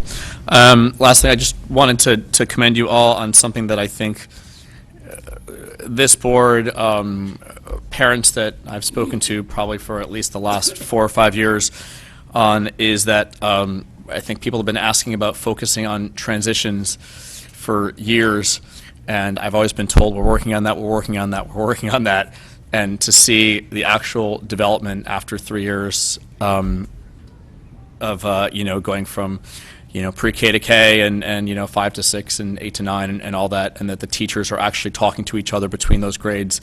I remember 6 or 7 years ago having talks with teachers and asking the 5th grade teachers, did they actually talk to the 6th grade teachers? And the answer was always, well, not really. So the fact that you're doing that is thrilling. So thank you, and keep up the good work. Other questions from board members? Ms. Pitko. I was teaching middle school science for the last 9 years, and now I teach high school. And having to also incorporate Connecticut Core into my, I totally appreciate you guys. Trying to get them to read science text when they've never seen some science words is very difficult. My principal was my high school English teacher at Fairfield High School, so I'm very careful when I write my emails. My question for you is, watching your great presentation, thank you. You have common grading rubrics or common skills you want. Do you guys calibrate? Yes. Okay. I think that's very important. What an A is in one class, meeting a skill, should also be the same in another class or another school. So that's really my question. Thank you. In the high school, we have bi-weekly meetings with other teachers that teach the same class or same grade. So we're able to say, let's all grade this nameless copy from one of the classes, so we can grade norm to make sure that we're all on track for what an A, B, C is. And at the middle school level, we do it district-wide at district meetings. We'll take those grade level texts and I'll look at them and find the common ground. It also changes the instruction then, because if we find that this is an A to us and not an A to you, maybe we should go back and look at what we're teaching in the first place and what we expect. The other thing that happens too is now that in the middle school and then moving into the high school, the use of the portfolios. And one of the things that we ask kids to do in the mid-year is to include and sometimes reflect on a piece from the prior year. So that gives both the student and the teacher a chance to calibrate themselves. So not only are you asking about teachers to calibrate, but students are calibrating themselves, saying, okay, was a good paper this last year. Now I'm halfway through my 7th grade year, and now I'm learning what that is all like too. So not only are teachers doing it, but students are doing it, and then also parents are seeing the difference in the articulation between what is high quality work in one grade versus as they move into another grade, and that's exactly what we want to move into the high school as well for that transition purpose too, looking at what's really effective in 9th grade and 10th grade, and how does that mirror back down to 8th and 7th. So the students are able to see their own growth. Absolutely. Mike Cummings and I had a conversation about my thesis, which is on mastery-based learning. So learning all about how to grade to skills versus just giving a 90 or 100. Thanks. Any I other was just, questions? I was just going to say that we even do that in first grade. We get together and we norm writing, and we take a look at what we've done in the past, what students have done in the past, and we sit together and we norm a piece before we go ahead and score the rest of it too. So it's happening all the way down here. We have a rather full agenda, so if I could make this the last set of questions, and if other board members have questions, feel free to contact Dr. Boyce and get them answered. Mrs. Maxon Canali. I'll try to go through these quickly. I know when we were approving the social studies curriculum, one of the questions I asked of Dr. Puglisi was regarding the evolving of the skills rubric. And I was wondering to what degree is there coordination at this point between what the English language arts, you've referenced a skills rubric, and I was wondering to what degree those are being coordinated. Well, I think there's twofold. One has to do with looking at the evolving academic expectations at the high school. And right now, teachers are working, because this is the first year that we did some implementation of performance-based assessments in each of the content areas, and scoring and norming those against the same set of expectations, whether it was social studies, science, or a project that was done in English class. So that work has begun. What we're also doing, and I think Kairala sort of alluded to it, is that we know that we can be doing a better job in looking at and assessing writing in social studies and in English. I think by and large we're looking at the same kinds of writing, but social studies will focus more on sort of the content, if you will, in terms of what they're saying. And I think that that's sort of the next level for us, and we're really thinking that part of the portfolio work that we're going to do is going to drive that. So one of the things that we've done in thinking about a regional partner is looking at what Easton Reading and Joe Barlow is doing with their portfolio. With their portfolios, that's been in existence now for like almost 20 years. Myself and Ms. Ruger and Ms. Fermatto have all had the opportunity to go and score those rubrics, and part of what they do is they ask kids to include writing from other disciplines. So as we're thinking about the evolution of our own portfolio system here in Fairfield at the high school level, that's an opportunity for us to do that. We know that that's also going to drive the conversation about assessing across disciplines. Okay, and I apologize, these questions are going to kind of jump all over the place a little bit, but since we're talking about cross disciplines, as we look at the, not that this is your area, but the next generation science standards, I know the one thing I've been hearing from science teachers is that the expectation at the high school is very much on the reading for that science, and I'm beginning to wonder as these, whether it's measured on the SAT, with the science subscore or anything else, very, very protective of fiction. And that knowing that some of this reading expectation is going to have to fall on other disciplines where, just as those of us who went into teaching English did it for our love of reading of our own subject, I'm not saying that science teachers went into their subjects out of a love of reading science nonfiction. And so my question is that what level of, do you see the professional development, and I suppose this goes all the way down to elementary school, being afforded to those departments so that that nonfiction expectation is not falling solely on English language arts, which I think would be criminal, just personal opinion there. So kind of a complicated question, but I'm just wondering, obviously I see this as being an important point for the, and wonderful that we're already doing it so well with the library, social studies, and English language arts. But now with that science component, I would think science teachers will need some of that professional development. I mean, they are going to need to teach reading of their own nonfiction skills. And I was wondering if that's something that you've been grappling with yet at all, figuring out how is that maybe coming from, you know, people such as yourselves at this table, or you're just saying science, that's your problem?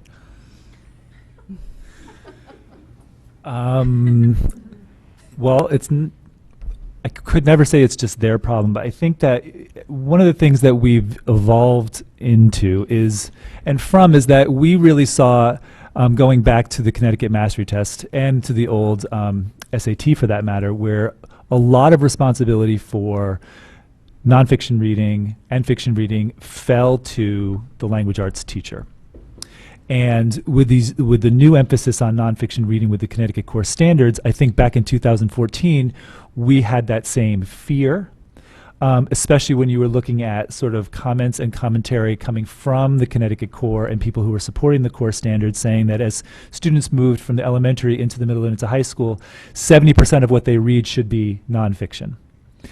We're also very protective of nonfiction as an art form in the language arts classroom, knowing that there's a much heavier emphasis now on reading primary documents in the other disciplines. That said, with the adoption of the new social studies curriculum, the science curriculum that's coming forward, we've begun to do some work at the middle level, specifically of professional development. Our language arts specialists have been working with some of those teachers in other disciplines to do some of that work in nonfiction reading, sharing some of the same professional resources that we've used for nonfiction reading. And we've also, just to be very blunt, we've said, this is yours. These kids have had such great work in the primary grades of looking through and reading nonfiction that it doesn't have to live in just one domain anymore at the middle school, that these kids are able to transfer that skill already. So now it's just helping the teachers understand that they're already getting that work and that they're really able to do that. But that's part of the next level, what we're looking at too, is that as that curriculum gets approved. Okay, thank you. I'm trying to cut out some of my questions here. I know Mr. Dwyer will appreciate that. In the, which one? I guess my question, going back to the scores that you showed us for grades 3 and 8, have you been able to identify and and let me say for the record that I'm not one who's going to hold scores up as the end-all be-all. I have a lot of issues with the use of standardized test scores as driving curriculum, but sometimes within those sub-scores there is valuable information. Obviously there was a trend in 3rd grade, there's a little bit of a trend in 8th grade, and I was wondering if you've identified areas via the sub-scores. I'm not as familiar with the SBAC sub-scores as I am with the SAT, but areas in there which reflect on the curriculum, where adjustments can be made. The point is it's pointing out some level of weakness, and I was wondering what conversations have taken place around that. I can speak to the listening substrand of the Smarter Balance test. We noticed at Woods in particular that a huge chunk of our students were scoring lower on that than we were happy with. So we went back and looked at what the Smarter Balance test was asking in listening source in the listening section, and then incorporated listening activities into the language arts classroom more often throughout the year. We gave them strategies on how to listen. It wasn't something we were actively teaching before that. So it was very eye-opening to us. And this year, the students who have already taken the test felt much more confident in that section. So we don't know the results until the fall when they come out, but it was definitely something that those substrands informed us that we needed to do some work, and we did it. So there are a couple of things we looked at when we looked at the entering grade 3 scores. One are opportunities for digital reading in primary grades. So we have invested in a online reading service resource, multiple actually. So kids have many more opportunities to read both at school and home on a screen, which is a different skill. So we are providing that. We are also looking at the rigor in our grade 2 and 3 curriculum. Implementation, we have implemented more work on comparing and contrasting texts and thinking about, again, the speaking and listening standards as the rehearsal for writing about reading. So thinking about embedding those opportunities in partner work and book clubs in lower grades. And we've also looked at more opportunities for some nonfiction reading. Preserving our fiction reading in language arts, but also knowing that our elementary teachers teach it all, so there are opportunities to do a little more work when we integrate science and social studies content areas into some of our mentor texts, for examples that we might use in a unit of study, and teaching kids some specific things. The other piece that I think we're really looking for is we want to inspire kids to read closely because they notice, hey, this is really cool and interesting, and I want to see what the author's doing here. Or, hey, I'm not getting this, I need to go back. So that's a skill that we're really looking at as well. While kids are reading authentic text, to know when to read closely and to be teaching into some vocabulary acquisition work through that work as well. Okay, well, I definitely got a sense from that answer, so I'm curious, the work that you did with 7th grade with the listening skills, yes, the sub-score drove that more direct instruction, but did you find that you were actually going at a skill that you were appreciative of, this is something that is of value to them? Apart from what's reflected in any test score, you believed in what you were doing. Well, it was interesting, yes, because it was interesting to see, it was 8th grade, first of all, that we did that change to, just speaking to your original point. But yes, we found that it's such a different kind of thinking, isn't it? I mean, to listen to somebody and really get something out of it is really different. Now, we do a lot of listening work when the students talk to each other. Certainly they listen to us, but we realized that so much of what they do all day is listen to adults, that there are real skills that we can teach into there that can help them benefit on a day-to-day basis. So we, for example, learned that, wow, maybe this can transfer to the social studies classroom when they're listening to a lecture about the civil rights era. Now they can listen and find the information faster. So yes, they immediately used some of the things that we were teaching into. We'll see, like I said, we'll see how it pans out in the standardized test, but there's no doubt that it opened our eyes to a strand that we weren't giving enough attention to before. Okay, thank you. Curious, a question about the PSAT benchmark. And I actually don't know this. That benchmark for 10th grade and then that benchmark to 11th grade where they were scoring at the same level. Is it that what qualified as a benchmark changed, or was it that, in fact, they're scoring the same from one year to the next? No, the cut score for the grade level, for example, at 10th grade is 1, and then as you move to the higher grade level, you have to get a higher score to actually, yeah. Okay, thank you. Next, my question was regarding the, well, this is just one question. I know one of the things that had been rather controversial when we were working on the middle school and the high school curriculum was the board was very passionate about the classic texts and that there would be a shared common experience. And I was wondering if you could tell us, since 2014, because having had 3 kids go through the middle school, I know it's been different books, and I was curious if you could tell us what's informed that conversation and those decisions. This one? Sure. Well, you can pipe in too, but so currently in 6th grade, all of 6th grade in Fairfield reads Tuck Everlasting by Natalie Babbitt. And I always say there's a very big difference between reading a book together and teaching a novel or learning about a novel. So in 6th grade, they do it together for the first time, and it's different than what they do at the elementary school, where it's an interactive read aloud. They're really studying this for structure, for content, for theme. So that's 6th grade. In 7th grade, they read The Outsiders by S.E. Hinton. It's very popular every year. In 7th grade, they read Night by Elie Wiesel. And how did you arrive on those? Because that wasn't what it was a few years earlier. Right. So, well, Night was for years earlier, so you can speak to that. It was. Night had been used in various places. And what we really did was we asked the teachers. You know, we got the 8th grade teachers, the 7th grade teachers together, because originally it was just supposed to be 7th grade and 8th grade. We asked them to think about what would be an appropriate text to use across all grade levels, across all 3 schools, that we could have all kids access and that kids would find interesting, they would find inspiring, that teachers would be interested in teaching. And we threw out 3-4 different titles, and we let teachers kind of work through that, and that's how they landed on The Outsiders for 7th grade. Now they won't give it up because they really enjoy it and the kids really enjoy it. 8th grade had been working with a different text. I'm trying to remember what it was. Rag and Bone Shop, and then they thought, it was very popular, the kids really enjoyed it, but they also wanted an opportunity to pair more with what was going on with their social studies colleagues, who at this time of the year in 8th grade is when they tend to do the whole class novel. They may be wrapping up. Their 8th grade colleagues in social studies are also in World War II around that time, so there was an opportunity for discourse across levels. So that's how they ended up on that. 6th grade, after we departmentalized 6th grade teachers saw the value of at least that one common experience, and it was this year that those teachers got together and decided that they wanted to come up with a text, went through the same process, and that's how they landed on Tuck Everlasting. And I think for the teachers, it was very important that they found high-quality texts that students could really love. And it had to be a positive experience for students across the board. And those 3 really fit the bill. Okay, thank you. And then I'll just ask one last question. I can save the rest of it. And this is regarding the elementary school. I mean, obviously, we're changing the schedule to have more shared common time. We've had presentations in the past regarding the data teamwork. And so I was just wondering, between the two, what's the nature of the work of the professional development that when you're seeing results in certain classrooms that improvement needs to be made in instructional methodology or not reaching your goals?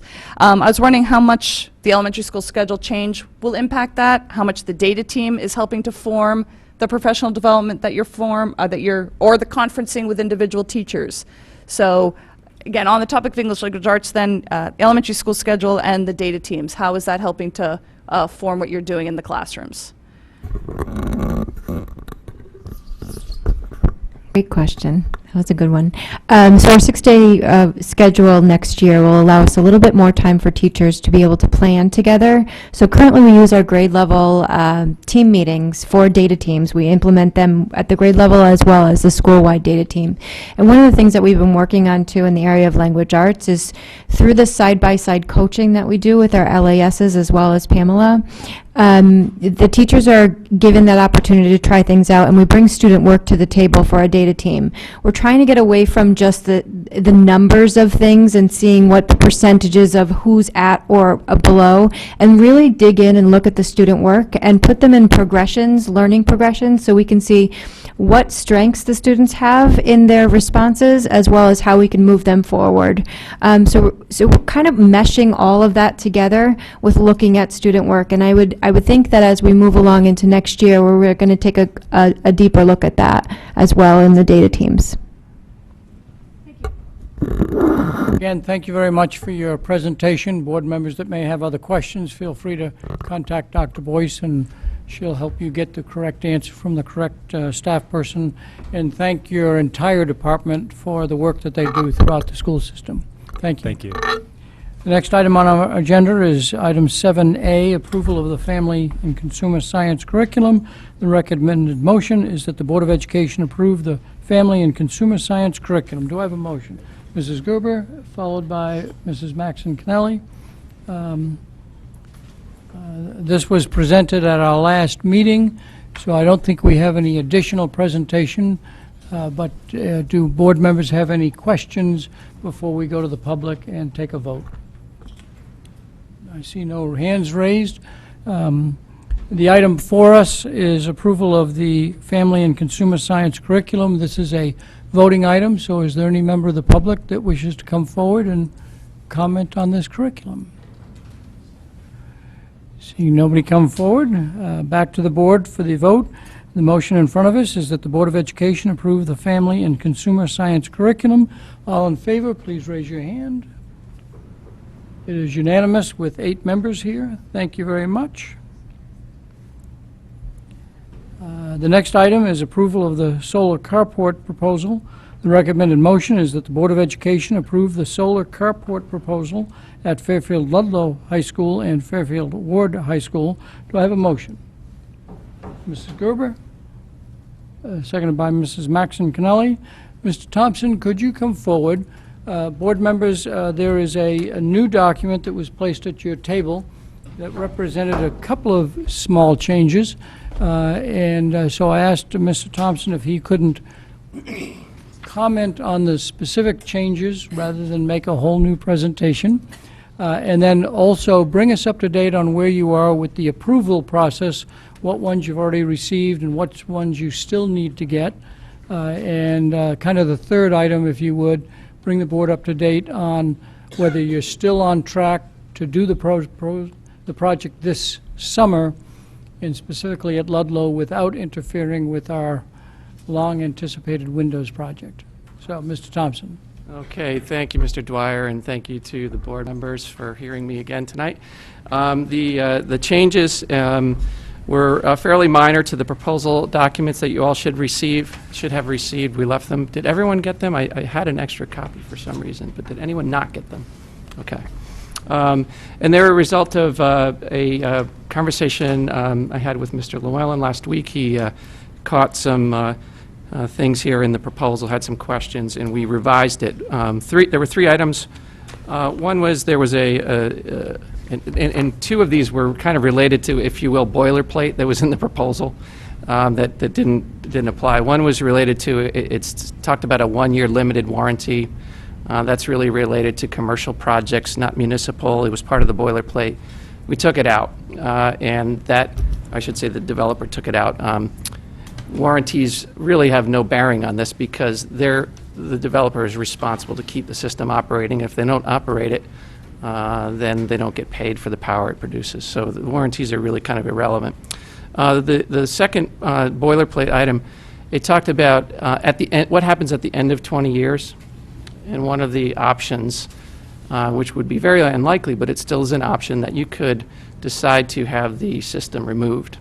And the language in there said at the host's cost, and that was incorrect. It's at the developer's cost. So we changed that, that language.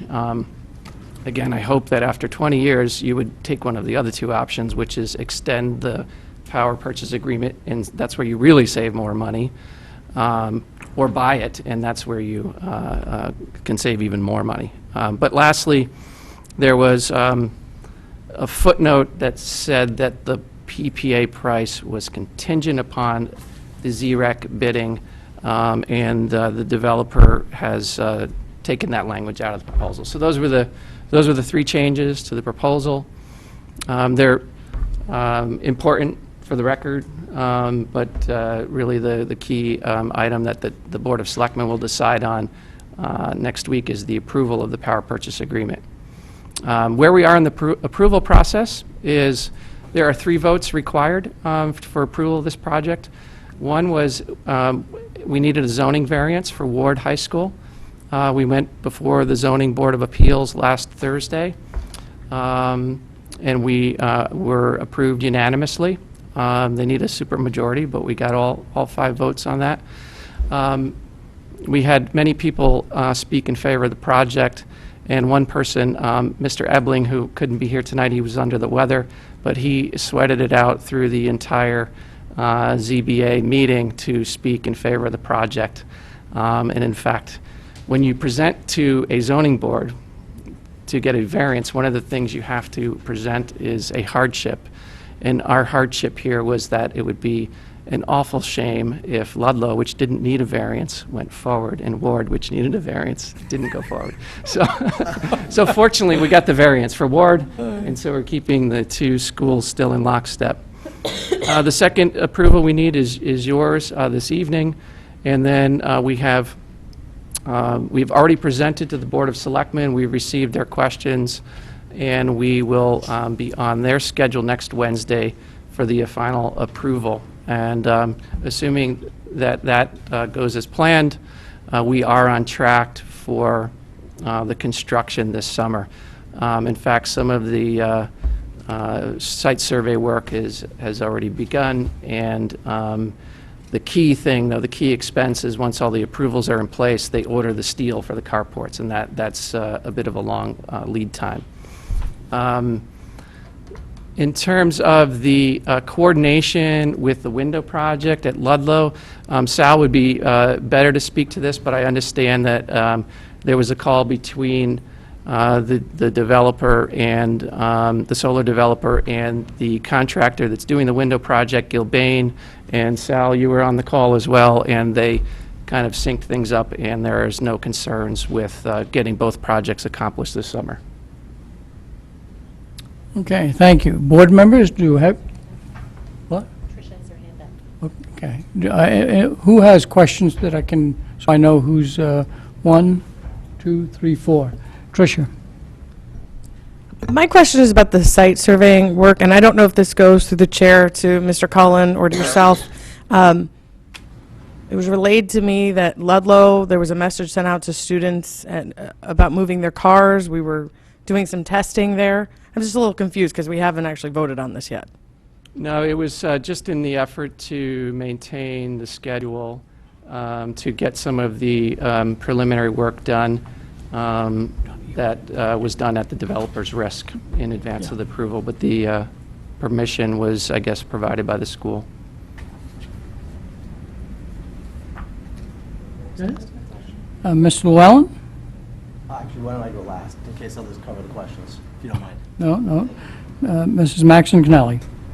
I've gotten a few questions from actually parents at both schools, so I just was hoping you could speak once again to where actually the location of the support structures will be. Because it's my I had thought that they were very much on, they're not so much interrupting all of the parking spaces, that they're on the far edge of them. I'm not describing it very well. When you had your pictures up, that helped. But am I correct about that, or is it, because I know we had talked about the impact on actual student parking spaces. Right. So the columns, and I'd like to address another question that I got in this regard. from Ms. Gerber at the last meeting as well. The columns, where possible, we place them in grass areas so that they're not in the parking spaces at all. But in cases where they are in the parking space area, they will be placed on the center line that divides two rows of parking spaces. And to the greatest extent possible, not just on the center line, but on the X between 4 spaces. And that's where we place them. The question I had, Ms. Gerber had asked about side view mirrors, and I didn't answer that question correctly when I was in front of you on April 6th. The question was, could a side view mirror get dinged? And I replied that we would have these pads that would protect that. And actually, the pads go on the concrete and not on the steel. And the concrete is 3 feet in diameter, and the steel is only 1 foot in diameter. So there's literally 1 foot on all around the steel, so that a car, if it were to bump into the structure, would bump into the padded concrete, and a mirror, which only sticks out 6 or 8, or maybe it's a big truck, it might stick out 10 inches, would not even encounter the steel. So I just wanted to kind of clarify that we don't even think it's possible, unless maybe it's a big monster truck, which I think there might be one out there, with a big mirror could hit it. So anyways, I've said too much already. Actually, that sort of takes care of both of my questions, so thank you. Mrs. Lou McCormick. So I'm just wondering if you could remind me or just clarify, when you have the charging station set up, where is the actual projected cost of the, I guess, electricity that's being used by the car charging? Where is that reflected inside your chart? That is in the handout, in one of the... Question 16? One of the FAQs. Page 5. Thank you. And we did an estimate that car charging would cost $150 per year per car. Per year per car.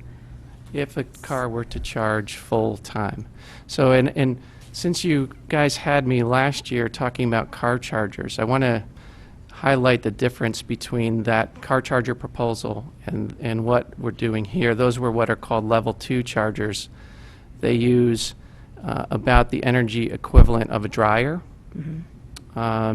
which is 220 volts and ultimately 6 kilowatt hours per hour, 6 kilowatts.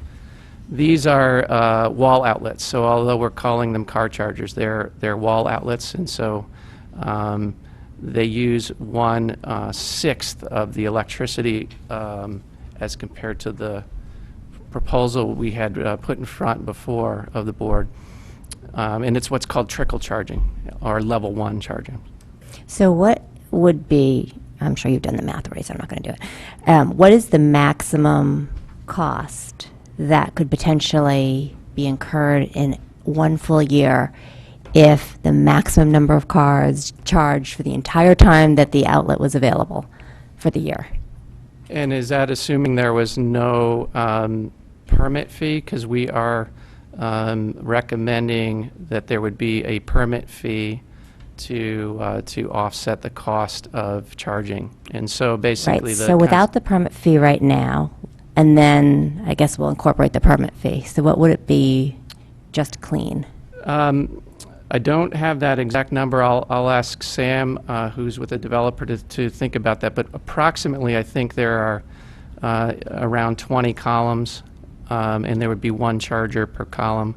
So it would be 20 times 150 or $3,000. That would be the maximum if they were used full time, every single location. For a day or for? No, for a year. For a full year. Yeah. So the total cost, you don't think it could ever, more than $3,000 could ever be incurred in a given year? That's right, and that's per school. There's probably 20 columns per system. 3,000 per school, okay. And then my other question was on your PPA pricing, and I'm sure this has been answered before, I just don't recall. What was the difference in the rate again? The .1325 versus your .145? Like, why the different rate between the two schools? So the compared to a rooftop solar project, which has very little structure, these have significant steel structures. And the Ward site has a much, it's bigger. It's about 50% bigger, the system, than the Ludlow one. And so it's more efficient in the, if you will, the ratio of solar to steel. So as a result, the Ludlow price was higher than the Ward price. Interesting. So I guess the one hang-up I have on this is the concept of the education operating budget funding the cost of somebody charging up their car. I get the gains and the benefits of solar. I think all of that is wonderful. I just get concerned that we're going beyond the scope of our mandate, which is the operating budget should be used strictly for educational purposes. And I view charging up electricity similar to getting gas. It's for a vehicle, and it may or may not be used for educational purposes, and it's may or may not be used for public or private. You know, you don't know. And that's my one concern, is really the purpose of this, and are we now diluting educational funds to support a alternative energy initiative, which I appreciate the alternative energy initiative, but I'm just wondering if it belongs in an education, being taken out of an education budget. I understand why we would want solar panels to get the savings. I don't understand why we would want to pay for other cars to come and then use the wattage from our boards. So yeah, that's a great question, and that's essentially the same concern that the Board of Finance had when we made the original charger proposal. First, we are proposing to have a permit. There would be a fee associated with charging. The reason why we feel that, there's really a couple of reasons why we feel that including the chargers, the outlets, whatever you want to call them, in the proposal are important. First, and this is kind of the big picture, where we live here in Connecticut, in Fairfield County, in the Northeast, we have a regional air quality problem. We are in a non-attainment zone for air quality. The primary driver for that is the fact that we're downwind of a lot of coal plants in the Midwest. So that kind of is in many ways out of our control, but we're working on that problem. But locally, there are hotspots, and one example is the rest area on I-95, where you have trucks that sit there and idle overnight and that kind of thing, and that's a problem.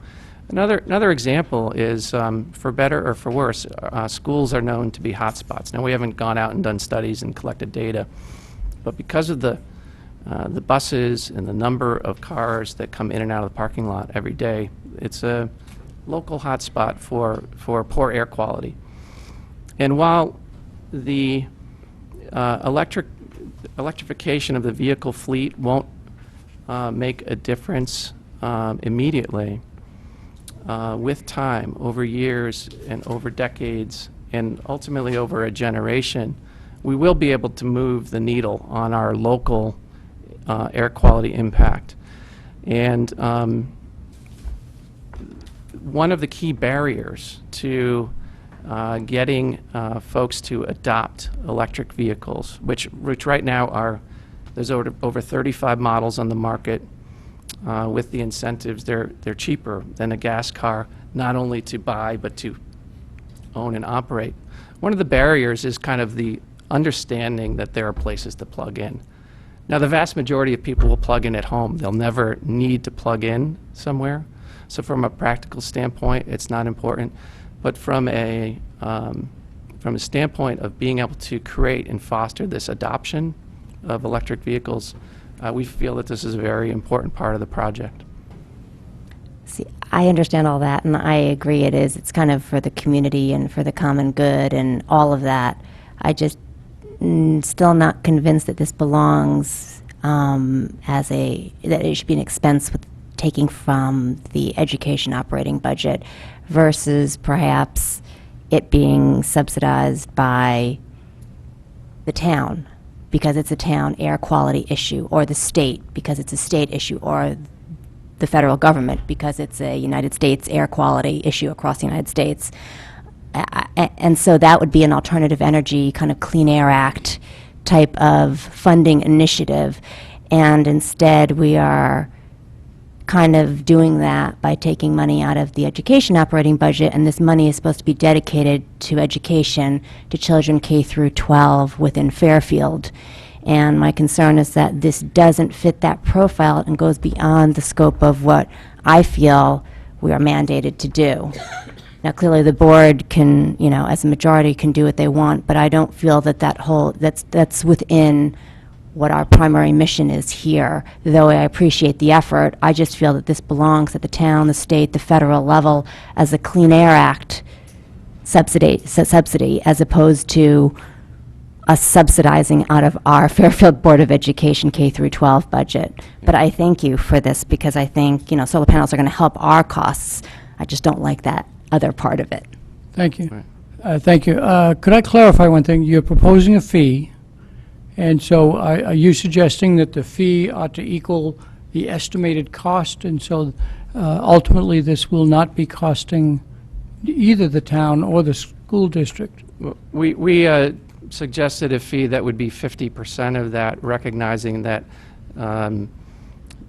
people aren't going to plug in 100% of the time and use it 100% of the time. 50% is probably a gross overestimate anyways, but it would be something that would, I think, more than recover the cost of the electricity, or really the offset to the savings.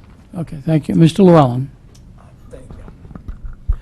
Thank you for taking the time to actually answer a lot of my questions kind of offline, and I'm glad to see some of it's made it in here.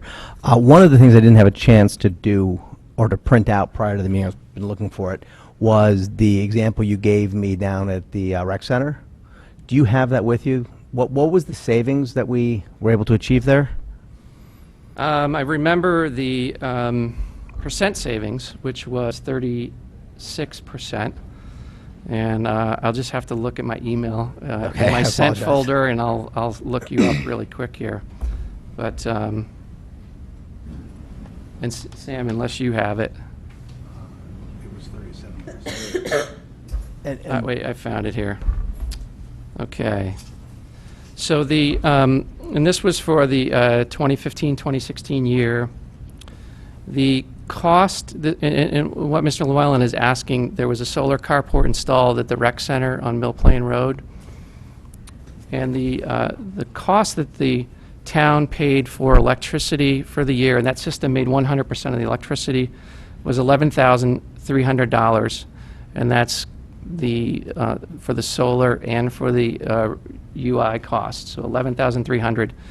Had they been purchasing power just from the utility without solar, would have cost $17,700. So the savings was $6,400 for that year, and it was 36%. And that was for about a 100 kilowatt system. What we're putting in for our schools about 10 times that. Okay, perfect, thank you. And do you know what the PPA price on that was? Was it in the 13.25? Was it at the 14.5? Or no, I know it's going back a few years. It was 3 years ago, and it was in the. Well, let me first answer the question. That was 8 cents. Okay. The reason that it's substantially lower, though, because we did kind of compare that, is that that was based on a $148 ZREC price. And we're going to be, now we don't know exactly what the ZREC price is going to be here, but it's going to be somewhere in the $60 to $80 range. Rule of thumb is for every $10 of ZREC price, you're reducing the PPA by a penny. So if you kind of do the math, they're very comparable. Unfortunately, we're in the large ZREC category with these. Right. So the magnitude of our savings is still good, but if the kind of apples to apples ZREC PPA price is different. Okay, thank you.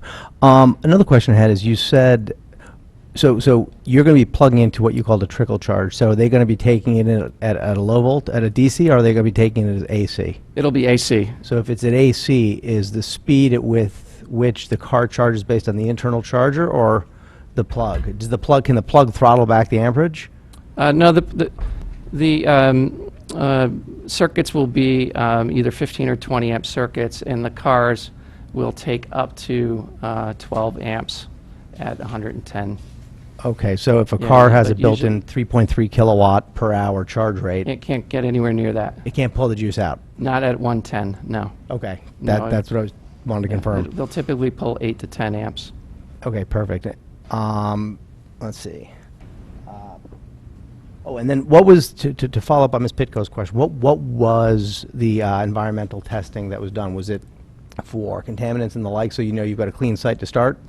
Geotechnical boring so that the designer can design the foundations to make sure that the steel stays in the ground and doesn't blow away. Load testing? Yeah. Okay, thank you.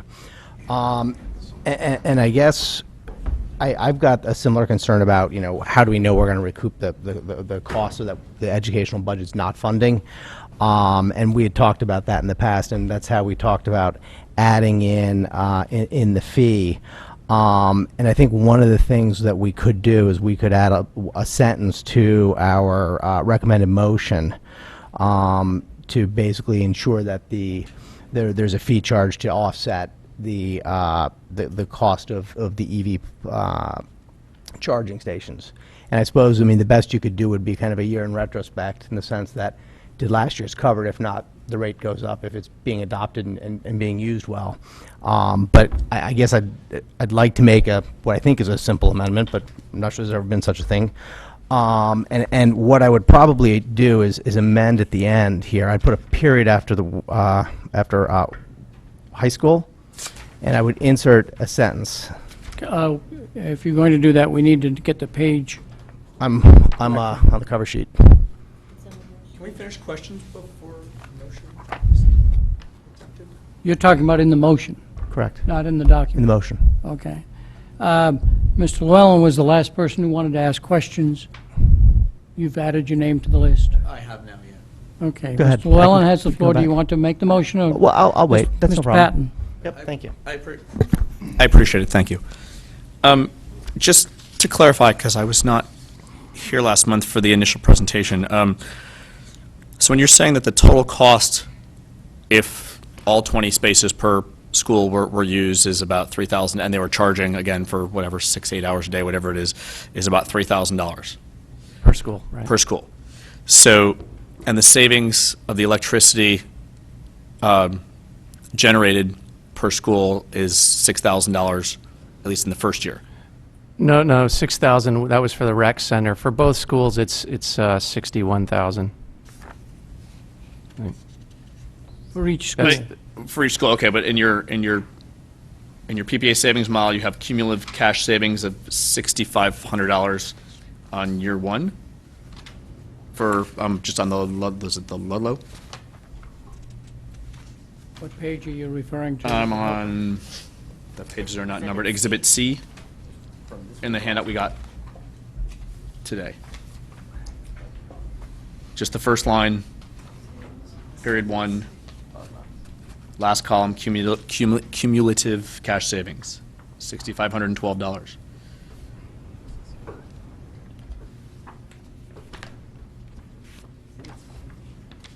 Yep.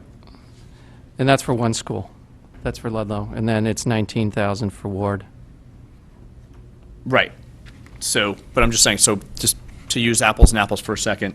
So on Ludlow, if the cash savings, that's the net income we would make after the usage versus the expenditures. Yeah, if 20 kids showed up with electric cars. And Understood. So that's where my question is going. If we had 20 kids, we know of with one electric cars. student and maybe 2 teachers that are interested, and teachers won't really be able to use these. So right now but yeah. So right. So hypothetically. in terms of savings and the cost to the budget, so if at Ludlow we're netting out $6,500, and the cost if we used all 20 spaces is $3,000, we still have a $3,500 net savings. Is that correct? That's correct, not including any EV charging permit fee that would be charged. That's right. And that's approximately, the charging fee is approximately? That would offset, at the 100% usage, that would offset half of the cost. So Half of the cost, okay. Half of the $3,000, yeah. Okay, so there's still no, so I guess that's why I'm trying to keep this as simple math. So at least at Ludlow, there's still no hit to the Board of Education budget, even if all 20 spaces were utilized. That's right. Okay. Theoretical.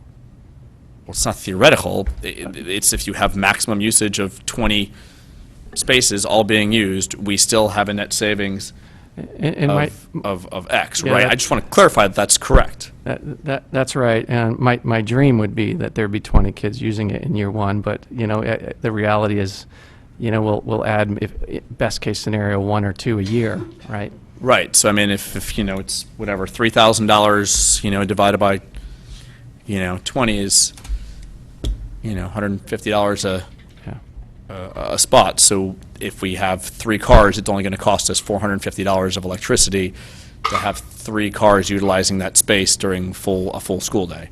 Right. Okay. All right. Is that it, Mr. Patton? Yeah. So I mean, while we're losing some savings, the net of not doing the project at all is, it's a win-win scenario. No, yes, we're not getting the maximum that we could if we didn't allow this if we put the solar panels there and we had no charging stations. But the charging stations, this is certainly better than the last time and the last proposal that you were here with, which you got fairly nitpicked on. So I'm in support of this with the changes that you made from your meeting with Mr. Wellen. Mr. Llewellyn? Thank you. And just to explain the difference, I think, Mark, in the way you're looking at it versus the other, it's foregone savings. So more money would revert back to the district versus it's not an actual cash out. It's not actual cash out, but it's less cash savings. So the amendment, I think, is simple in that it says access to electric vehicle charging will be made available subject to the district recovering 100% of the costs of the power utilized. And that can be done at kind of the flexibility. I can read it again. First, Yes. I want to make sure that... Okay, here we go. Access to electric vehicle charging will be made available subject to the district recovering 100% of the cost of power utilized. And that basically ensures that... Can you just repeat it Sure, again? I'm sorry.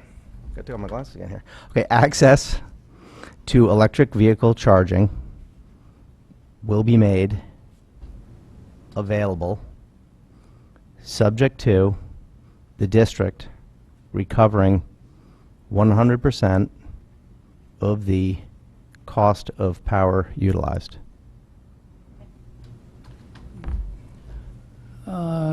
Question, first, a motion. Do I have a second? Mrs. Lou McCormick.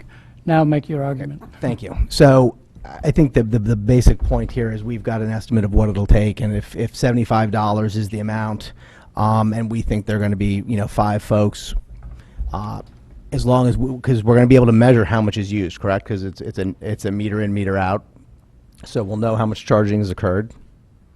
We will not. No, that's not. That part won't be measured.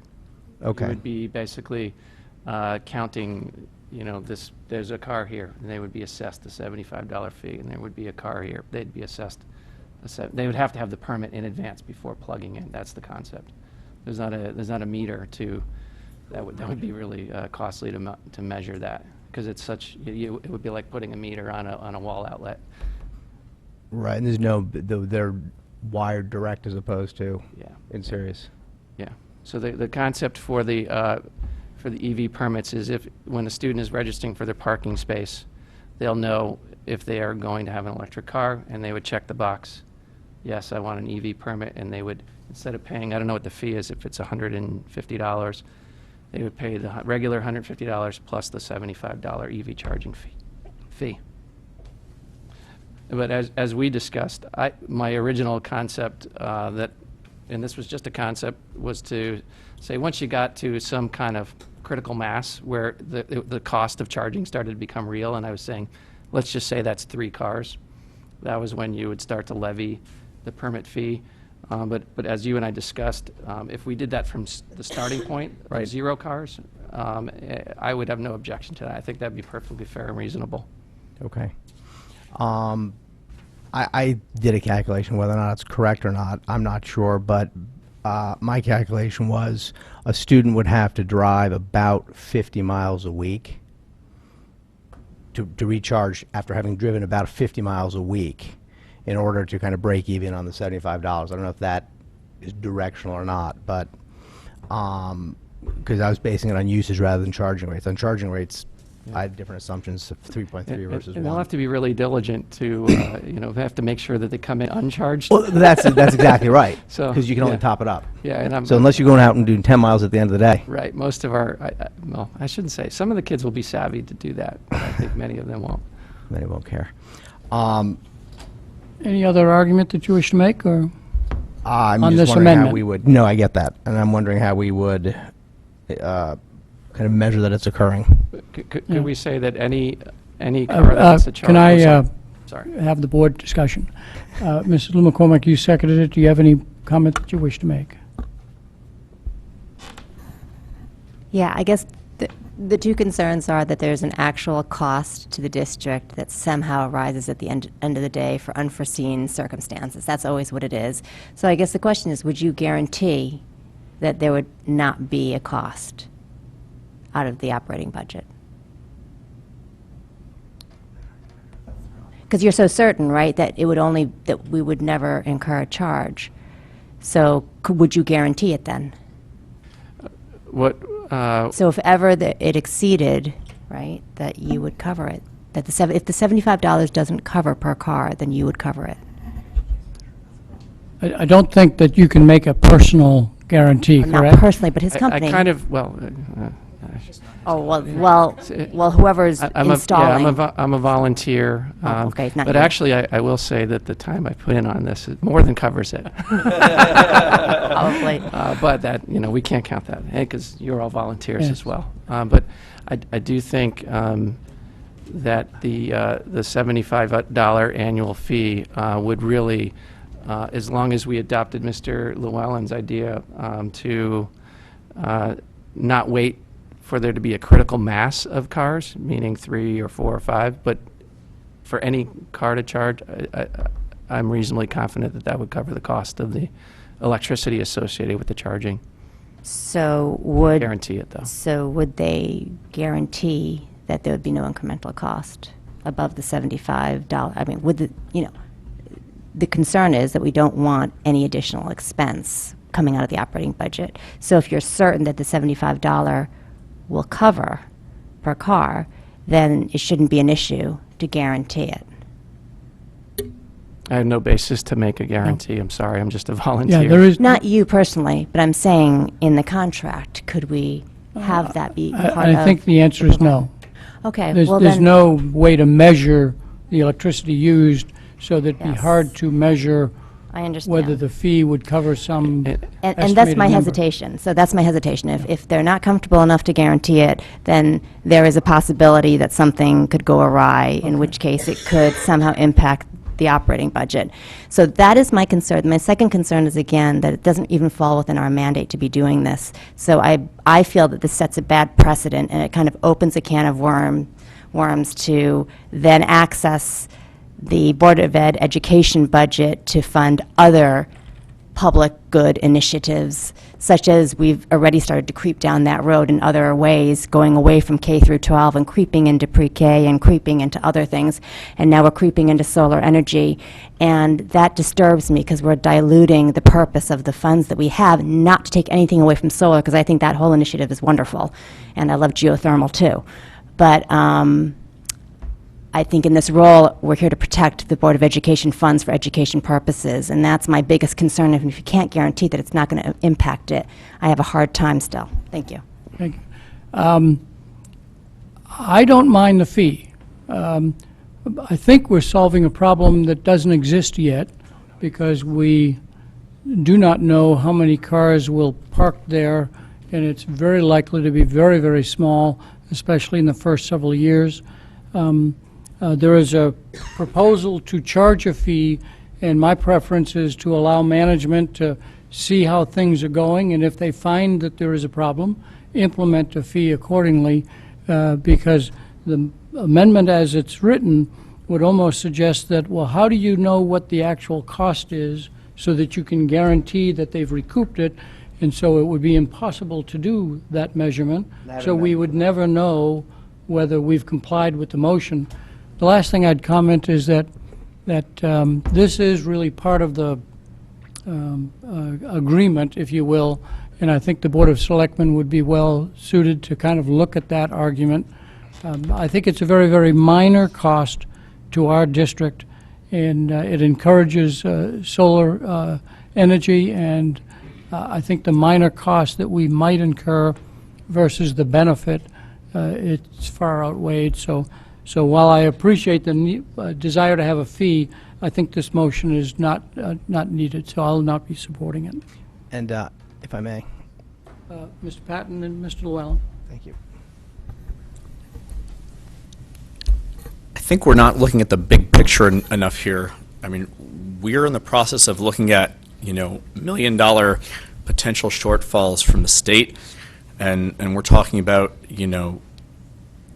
2 to 5 cars, which will equate to not even $1,000, with the maximum potential in several years of $3,000, per school here.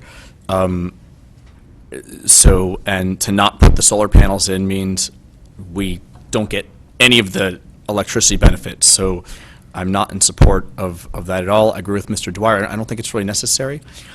And I just want to clarify what Mr. Thompson was suggesting before in terms of imposing suggesting that we would impose fees for about half the cost, which is the $75 per car that's being thrown around, is not what Mr. Llewellyn's motion is. Mr. Llewellyn's motion is for 100% of the costs, which would be $150 per vehicle.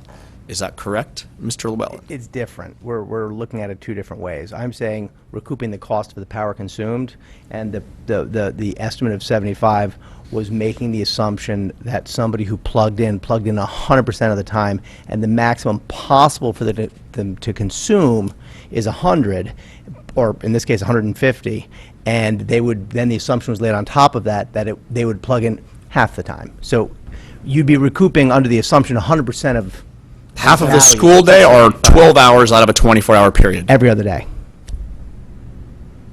Either way, I'm looking to both of you to clarify that. Mr. Llewellyn's assumption is that the charge would last more than 1 day's worth of electricity, and it might be every other day that a car might to sign in. Is that what your assumption Basically, was? the way the assumption was made is that you'd plug in 1 week but not the next. You're using it half the time because you pull into the lot with your car full, or you pull in and it's only on for an hour because it tops up. I know it's kind of one of those things like Not my assumption. When you go to charge your phone at night and it's at 30%, do you plug it in, or do you wait until it's down to 4%? So you plug it in. Right, exactly. So the fact that to assume that we're making assumptions again on what's peanuts here, but to make assumptions on to say that someone would plug in 1 day and not the next day, if they have an electric vehicle and they're going to be driving to school every day, and one of those 20 spots is available, they're going to park in it and just plug their car in if they have time to, take the cord out of the car, because they just will.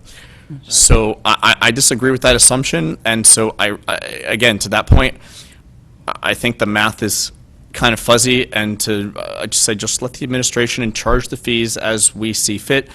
If we go through with this in the fall, and it will be a tiny little bit of revenue on the parking side for school parking, and that's it. And so I'm not going to support the motion. Llewellyn, you want to make a final comment, and we'll go to the public? Sure. So I think one issue is we're all looking at, we've got 3 cars, 5 cars, here we are today, this is a 20-year agreement.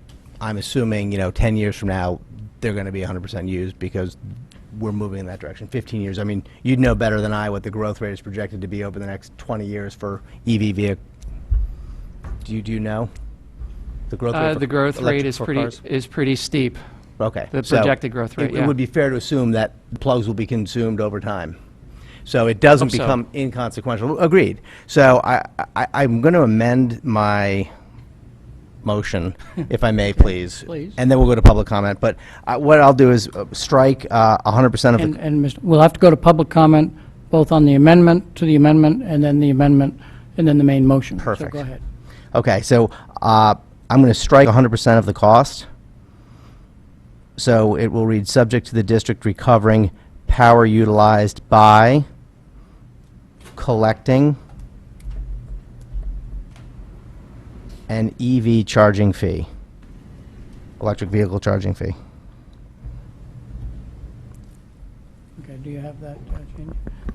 Okay, so, One has to be collected. yeah, so let me go to the public first, but I'll ask the secretary to, I'm sorry, Mrs. Lou McCormick, are you seconding the amendment to the amendment? Okay, it's moved and seconded. Could you state the amendment to the amendment so that the public would know what they're being asked to comment on if they wish to? Well, the amended amendment is following, I'll just read the whole motion just so it's clear. That the Board of Education approve the solar carport proposal at Fairfield Ludlow High School and Fairfield Ward High School. Access to electric vehicle charging will be made available, subject to the district receiving covering power utilized by collecting an EV charging fee. Okay, any member of the public wish to comment on the amendment to the amendment as stated by the secretary? Can I ask that members of the public who live in Fairfield first comment? Oh, yeah. Mrs. Miska. Thank you. Absolutely. No problem. Okay. So just for clarification, I'm speaking on the amendment to the amendment? Correct. Okay. Okay, so on that topic, specifically, I have a problem with the fees. I'm having a problem with fees because when I came in tonight, I see a sheet of $225,000 in student activity fees. 5 years ago, we put in parking fees. You need to limit your comments to the fee being discussed for the solar project. Okay. My problem here is how many more fees are we going to be asking our students to pay? This project has been proposed as being something that is a cost benefit in that it costs the town nothing. We're going to reap the benefits. And yet, again, we're falling on the backs of our students by adding a $75 fee on top of the $150 fee that they're already paying for parking. And I think, how many more fees are we now asking our students to bear? So as far as I'm concerned, either we figure out how to make these charging stations work where the students are not having to incur this fee, or maybe we go the route where we don't have these charging stations. But my problem is I really don't want to keep putting fees on our students' backs. Like, at some point, we have to call enough. Thank you very much. Mr. Hatsett, I see you rise so that you want to comment as the headmaster of one of the two schools. And then, sir, if you wish to make a comment after that. Thank you, Mr. Dwyer. First of all, I just want to say that I very much respect the board's wishes to be mindful of the impact on the operating budget. And obviously, we would faithfully execute whatever decision that you were to make about this. But I wanted to give you a little context about how the parking works. Because we have the $150 charge, one of the things that we had to do was to number the spots and assign them specifically to students. Because in the first year when we started charging, what would happen is that many students would come in if they hadn't paid the fee, and we really have no way of catching them if they didn't have a sticker, because we can't run license plates. That's something only the police can do, and they're not allowed to run license plates for us for small things like parking issues. So we numbered the spots, and it became an honor system where if a student parked in somebody else's spot, they would report it to us, and that would allow us to investigate. But one thing we can't ever do is know, like if a student basically, it's like a PSL for those of you, who have season tickets. When they apply for the spot and it's granted to them, maybe mom or dad only gives them the car Monday, Wednesday, Friday. So on Tuesday, Thursday, they may just have a friend, use the spot because they have access to a car. And if they're not complaining because it's not bothering them, then we never know about it. What I guess I'm trying to say is it's going to be really hard for us to monitor who's using the spot and when, and who's paid the fee and who hasn't paid the fee, from the sense that by early November, we start selling the spots in early September, but by early November, we have sold all of the spots, and they're all assigned. We could not leave 20 spots open in hopes that there are more students who are going to be coming with chargers. We're going to assign the spots to whomever applies. Maybe none of them will have electric cars. So we'll use up all the spots. So I mean, unless they tell us ahead of time that they want a spot with a charger, then we would be able to do that. But I think we are very far away from having 20 students utilize those spots. So I guess I'm just bringing up the point that there'd be a lot of situations in which it would be hard for us to monitor exactly who is using the spot faithfully and whether or not they were charging their cars with it. So I just wanted to add that to the context, but of course we would do anything, as I said before, that the board decides and Okay, thank you. take care of it. Sir, introduce yourself and make your comment. Yeah, I'm Speaking as a member of the public, so 3 minutes or less. Yeah, it'll be way less than that. I'm Sam Wahab from Skyview Ventures. We are the developer. I'm only responding because you had asked, Mr. McCormick had asked if we could guarantee that there would be no overage of the cost of the assumed cost of $75 of fee. We were asked when we were talking about these sockets to put a timer on them so that way the public had no access to them after school hours. As such, we would also be able to, frankly, just turn them off if all of a sudden it seemed that all these sockets were being used. I know Scott doesn't want to hear that, which is why I'm not looking at him. But the reality is, if it got in a situation where the schools are realizing we're actually using these a lot and all these kids are using them, it would be very easy to simply turn them off if it ever got to that point. So we could essentially guarantee that there would be no usage. Sorry, Scott, but We do have AEDs here in case Mr. Thompson needs one. So thank you very much. Back to any other member of the public wish to speak on the amendment to the amendment? Seeing none, back to the board. Are we ready to vote on the amendment to the amendment? Okay, so read the amendment to the amendment, the words that are only the amendment. You have a final comment? Well, I have more of a question. Can I ask a question? Please. Okay. So I just want to relate what you just said to his amendment to the amendment. Mr. And Llewellyn's make sure that they amendment. are consistent before we vote on something, because it should properly reflect that there is a guarantee that there would be no incremental overage that impacts the operating budget via the amendment to the amendment language. So the amendment to the amendment is basically saying everyone from day one is going to be charged a fee. And that fee is going to obviously have to be estimated with the goal, with the objective of recovering the cost, and the calculation, reasonable as any, right? There's no way to guarantee because the individual plugs are not metered, so you don't know the exact usage coming out of that plug. And that's the problem. So that's why I had to amend it, because there's no guarantee there.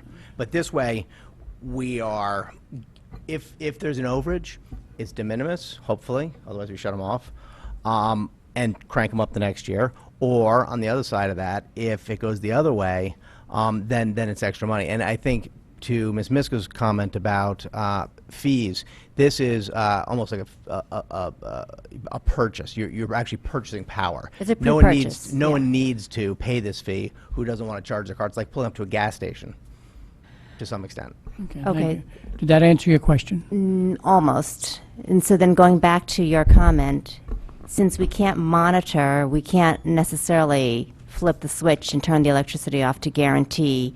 You can only do it with hindsight. You can't do it in actuality. And since we can't monitor who's charging, we don't even know if we're capturing fees in accordance with how many cars are actually charging up, because there is no monitoring system in place that can make sure that the cars that are charging up are actually the ones who paid the fees. So at this point, I don't see that we have a stopgap to be able to control. Well, right now, Excuse me, Mr. Llewellyn, please always wait to be recognized. You've made your point, right? So please make one last comment so we can then go to the vote on the amendment. Right the now, amendment. parking spots are assigned. Plugs can be turned off. If 3 people sign up this year, 3 plugs are turned off, 17 are shut off. So 3 are on, 17 are off. Those 3 spots are assigned. Then you don't need to worry about it. Then nobody even needs to monitor it because those 3 spots are assigned to the people with the cars. No, but he just said that he can't monitor. He doesn't need to monitor it. Those 3 are okay because those 3 have paid fees. You know how many fees were paid? 3. Leave 3 plugs on. Those plugs are assigned to those individuals. So first, could I read the amendment to the amendment? Just the words for the amendment to the amendment. Access to the electric vehicle charging will be made available subject to the district recovering power utilized by collecting an EV charging fee. Thank you. The board understand the amendment to the amendment. All in favor of the amendment to the amendment that Mr. Llewellyn has proposed, please raise your hand. Excuse me, there's nobody voting? Because it'll lose real quick. All in favor of the amendment to the amendment that Mr. Llewellyn proposed, please raise your hand. Is your hand raised? Mrs. Lou McCormick, Mr. Patton, Mr. Llewellyn? Excuse me, we're in the middle of a vote, please. All opposed to the amendment, please raise your hand. Ms. Carnell, Mrs. Gerber, Mr. Dwyer, Ms. Pitko. Abstentions. Abstentions. 1, 2, 3, 4, 3 and 1, 3, 4, 1 and 3. 3, 4, 1, and motion fails. Motion fails. Thank you. Now we're back to the original amendment, which would include the wording that you wanted to change. So if there are no further comments on that, can I read the original amendment without the second amendment, and then we'll go to the public so they know what they're commenting on? Access to electric vehicle charging will be made available subject to the district recovering 100% of the cost of power utilized. Thank you. Members of the public, do you have any further comments that you wish to make on the amendment to the main motion?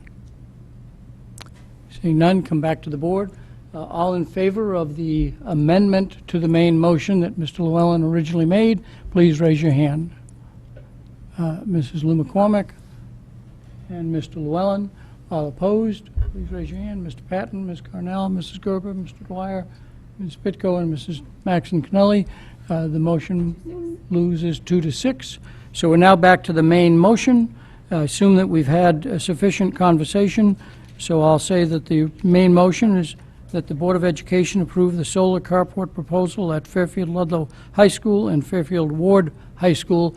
Is there any member of the public that wishes to comment on the main motion that's in front of us?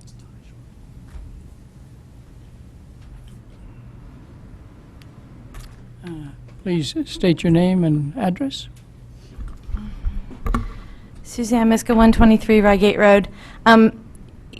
The whole process of how this is in front of the board and the Board of Selectmen really has me still stumped, but because to me it's still, you guys are kind of entering into some sort of contractual agreement, and I appreciate the town does a contract on the UI piece of it, but the details of this contract, I feel like I've spent an awful lot of time taking it apart, and I still have a lot of questions.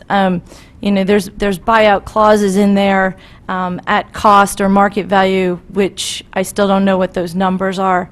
You know, I have to say, from a financial perspective, I am a little skeptical that the package in front of us does what it's going to do, and it has nothing to do with solar. I'm looking at it from a pure financial breakdown of it.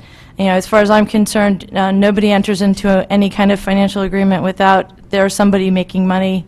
And I'm just concerned as we go into these projects, you're being asked to kind of become the Jack and Janes of all trade on something that, to me, really needs a lot more depth to be looked at. You're going to have your set of questions, they're going to have theirs. On the other side of it, I keep harping on fees, and I apologize, but you know, I appreciate that the solar panel will create shade and no snow and all of that, but you know, I feel our students are paying $150, and I do appreciate that we could probably use 150 more spaces because, you know, there's parking all down on Sturgis Park every day when all the juniors now get their driver's license, and I appreciate that. You know, I'm having a problem continuing to see revenue coming on the backs of our students to keep paying holes in our budget. And while I appreciate our budget is now going to go through its own hardships, I would like us to try to stay away from continuing to add revenue in that light. I want to be in favor of this, but you know, I'm a child of the 70s. I've seen the solar panel come on, come off, so I honestly can't say that I'm for this. I'm so sorry, Mr. Thompson. I know he's been very responsive, but I can't speak in favor of this. Thank you. Thank you very much. Any other member of the public wish to come forward and speak? Hearing none, back to the board for the vote. Actually, I've got a comment to make, please. Mr. Patton, followed by Mr. Llewellyn. Through the chair to, I guess maybe Mr. Thompson, there's nobody really here from the town, I guess, to ask.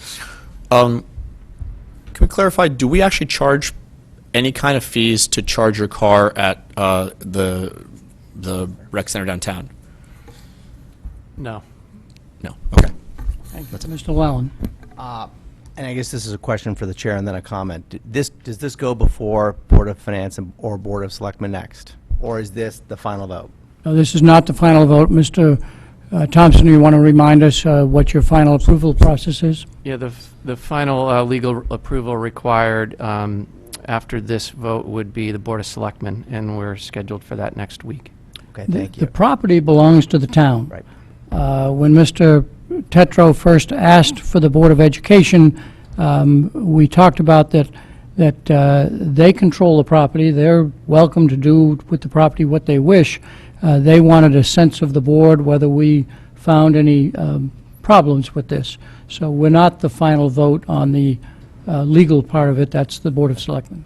So I guess my comment is this. We had debate back when about putting a charger on the high school, and that didn't make it to the next level because of concerns, I guess, over control and cost. So I guess the comment is if we want to have a higher probability, because I do want to support this, but if we want to have a higher shot at getting this past the next board, we need to have some mechanism in here to charge to recoup the lost savings.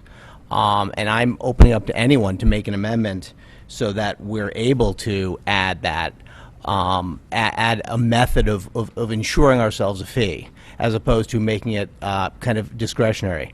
10 years out, we're going to have a lot of charging. 20 years out, we're going to have a heck of a lot more than that. So you can't be short-sighted and say, we've only got 2 or 3 people, because you know this is where things are headed, so we're going to need to recover, and if we don't have that mechanism built in, it's not there. Thank you. So we're back to the main, excuse me, Mrs. Maxon Connelly.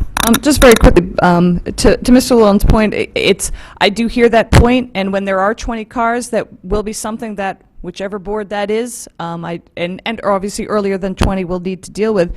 But what I appreciate is that with Mr. Thompson's work here, again on that question 16, that was my explicit question back in April, was that did we address the Board of Finance objection? And this wording in here addressed the Board of Finance objection, which was that the outlet use would be on a timer and that it was restricted to school hours for student use only. And that was the explicitly expressed objection of the other town body. It has now been addressed, so I think we can have faith that this has met the concerns of other town bodies, and with an eye towards when this does become more of an issue, I think we will have to address it, but right now I think it would be very remiss of us to hold this project up. Thank you very much. Can I No, I have to insist that we start taking a vote. We have a whole lot of page, and we have a meeting that ends at 11 o'clock. So if I could ask for the vote. The recommended motion is that the Board of Education approve the solar carport proposal at Fairfield Ludlow High School and Fairfield Ward High School. All in favor, please raise your hand. Mr. Patton, Ms. Carnell, Mrs. Gerber, Mr. Dwyer, Ms. Pitko, Mrs. Maxon Connelly. Opposed? Mrs. Lou McCormick, Mr. Llewellyn. The motion passes 6-2. Thank you very much. Thank you. Good Scott, luck thank you on for your your time. next stage. Thank you. Adoption of policies, we have two in front of us. Mrs. Maxon Connelly, I presume that you're ready to present. We'll take them one at a time. The recommended motion is that the Board of Education adopt policy 6162.3, instructional resources for teachers. Mrs. Maxon Connelly makes the motion. Mrs. Gerber seconds. Mrs. Maxon Connelly, do you have any comments? No, I received no questions from the board on either policy, so in the interest of time, if there are questions at this point, I'll take them, but I received none. Any questions from board members on this first policy?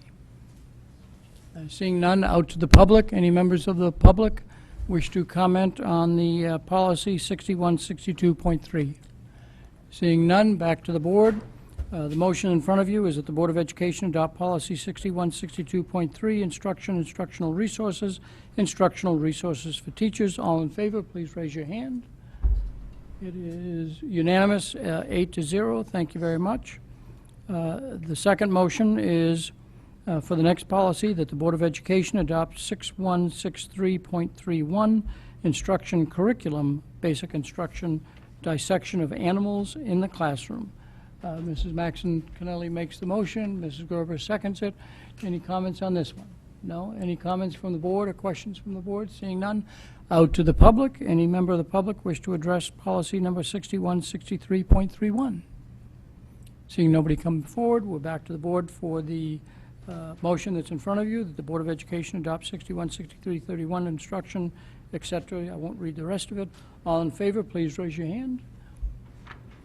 Is, again, unanimous, 8-0. Thank you very much. New business, approve plans and specs for the Tomlinson Middle School. The recommended motion is the Board of Education approve plans and specs for the Tomlinson Middle School partial roof replacement state project number TMP 051 QTFX, and that's enclosure number 1. Do you have any Mrs. Gerber, thank you. Second. Mrs. Maxon Connelly.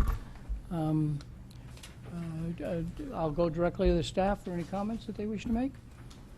This is a fairly simple roof spec, but do you have any comments that you wish to make? It's part of the normal process for getting state reimbursement. Board action is required to approve the plans and specifications so that the chairman can sign the SCG 042 form for state grants. Okay. Any questions from the board? Mrs. Gerber. Well, just to clarify, the board has already approved the ed specs for the roof, so now this is just the second part that follows that goes to the state. This is the second item that the board has to Right. do on this project. The final item is after the project is complete, is accept the Accepted. project. Okay. Yes. Mr. Llewellyn. Will this be going up to the state prior to June 30? Tomorrow. So it'll be under the old rate, not the new rate. Assuming board action tonight, we go tomorrow. Any other questions among the board? Ms. Carnell. I just want to, I know that the first part was passed. I just want to make sure there'll be no cost to our district for this. It will be all, as you said, will be reimbursed. Well, We will be reimbursed a percentage of the cost based on our whole rate. thing, that's why I just wanted to clarify. Okay, thanks. any other questions from the board? Seeing none, out to the public. Any members of the public that wish to comment on the approval of the plans and specs for the Tomlinson Middle School partial roof replacement, please step forward and state your name and address. Seeing nobody coming forward, back to the board. The motion in front of you is that the Board of Education approve plans and specs for the Tomlinson Middle School partial roof replacement state project, and I won't read the number again. All in favor, please raise your hand.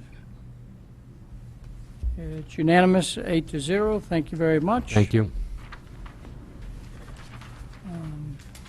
Third quarter financial report. I think she stepped out. No, she's just stepping back in. Okay. So, third quarter financial report. That's enclosure number 2.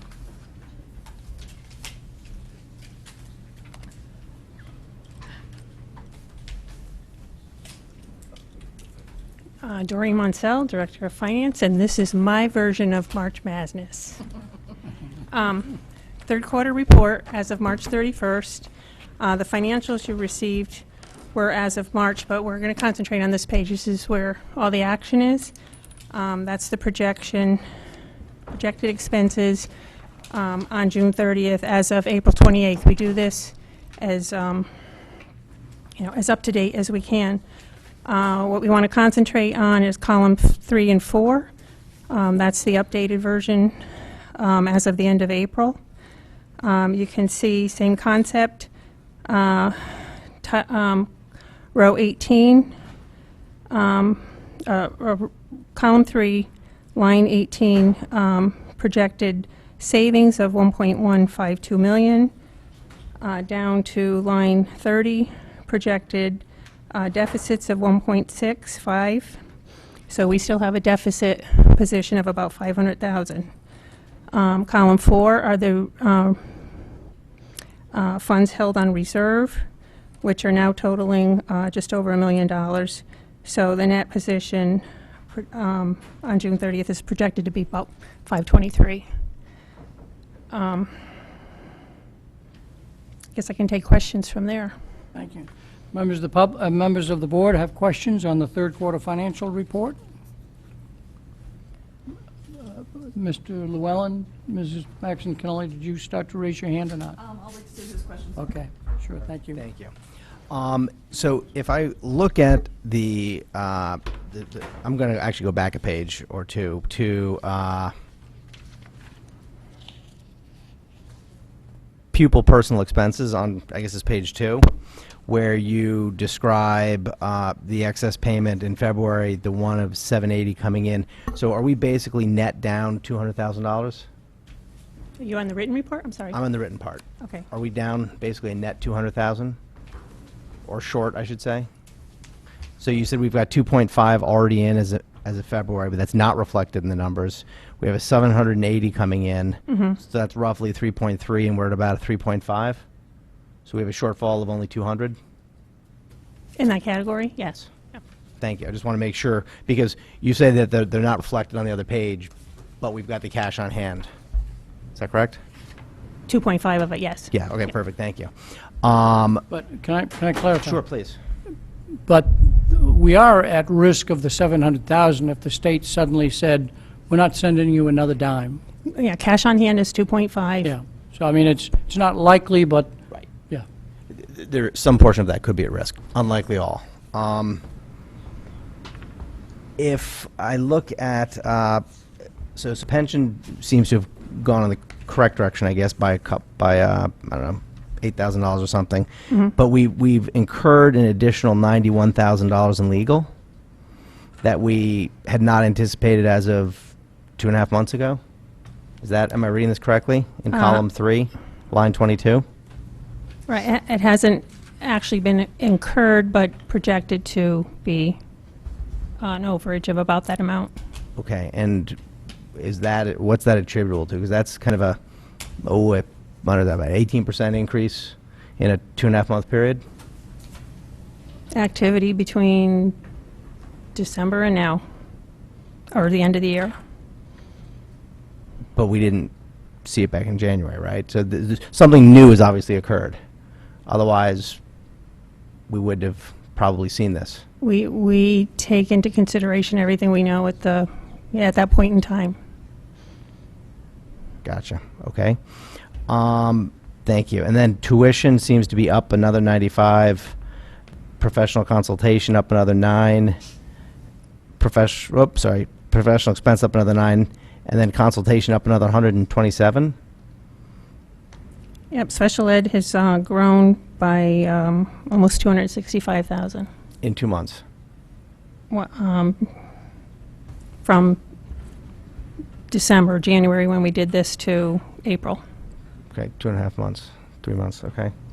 And then the 142, is that net against those three numbers?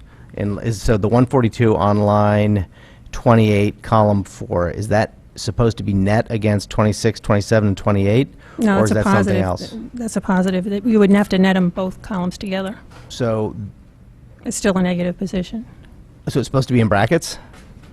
No, no, So but it is special ed. If you want to take special ed altogether, saying you would have to net it. So it is net, That's a gross number. but it should be net against the others?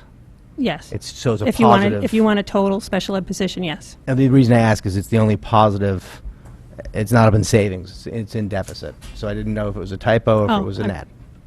Okay. No. Perfect. Thank you. Mrs. McIntyre, do you have anything? Any other comments or questions from the board? Ms. Carnell? Yeah, I'd like to go back to line 22 in terms of the legal. Can we get a little understanding what has changed? That is close to $100,000 extra in legal fees. I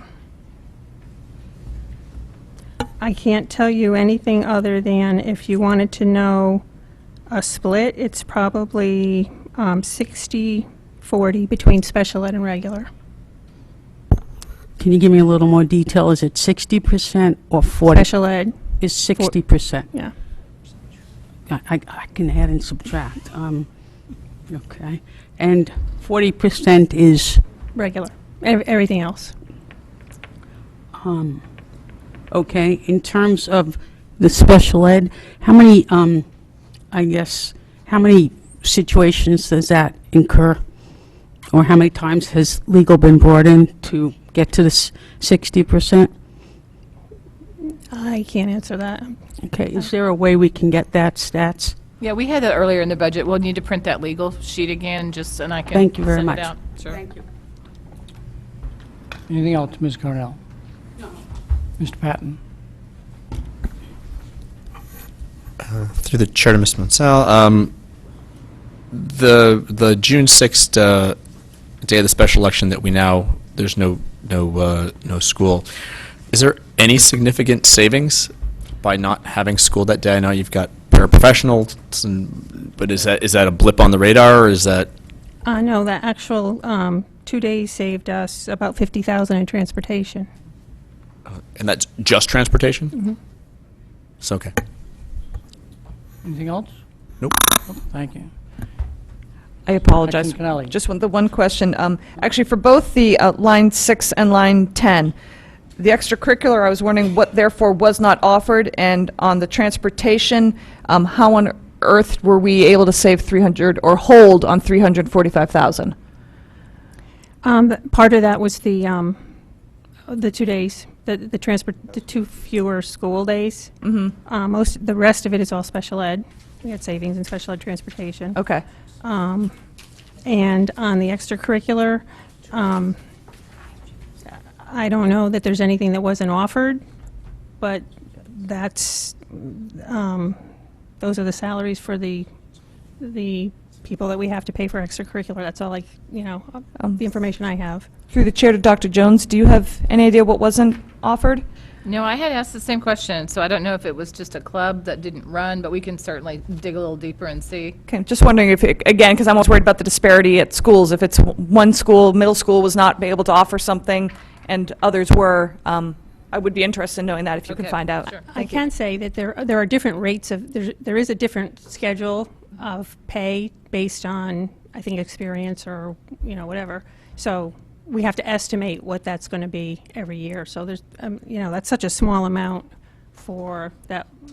I think it's almost a $500,000. No, I agree. budget. It's not. It's obviously not the biggest number on the page. My concern was, is this even shared across, between the 2 high schools, among the 3, or among the 11?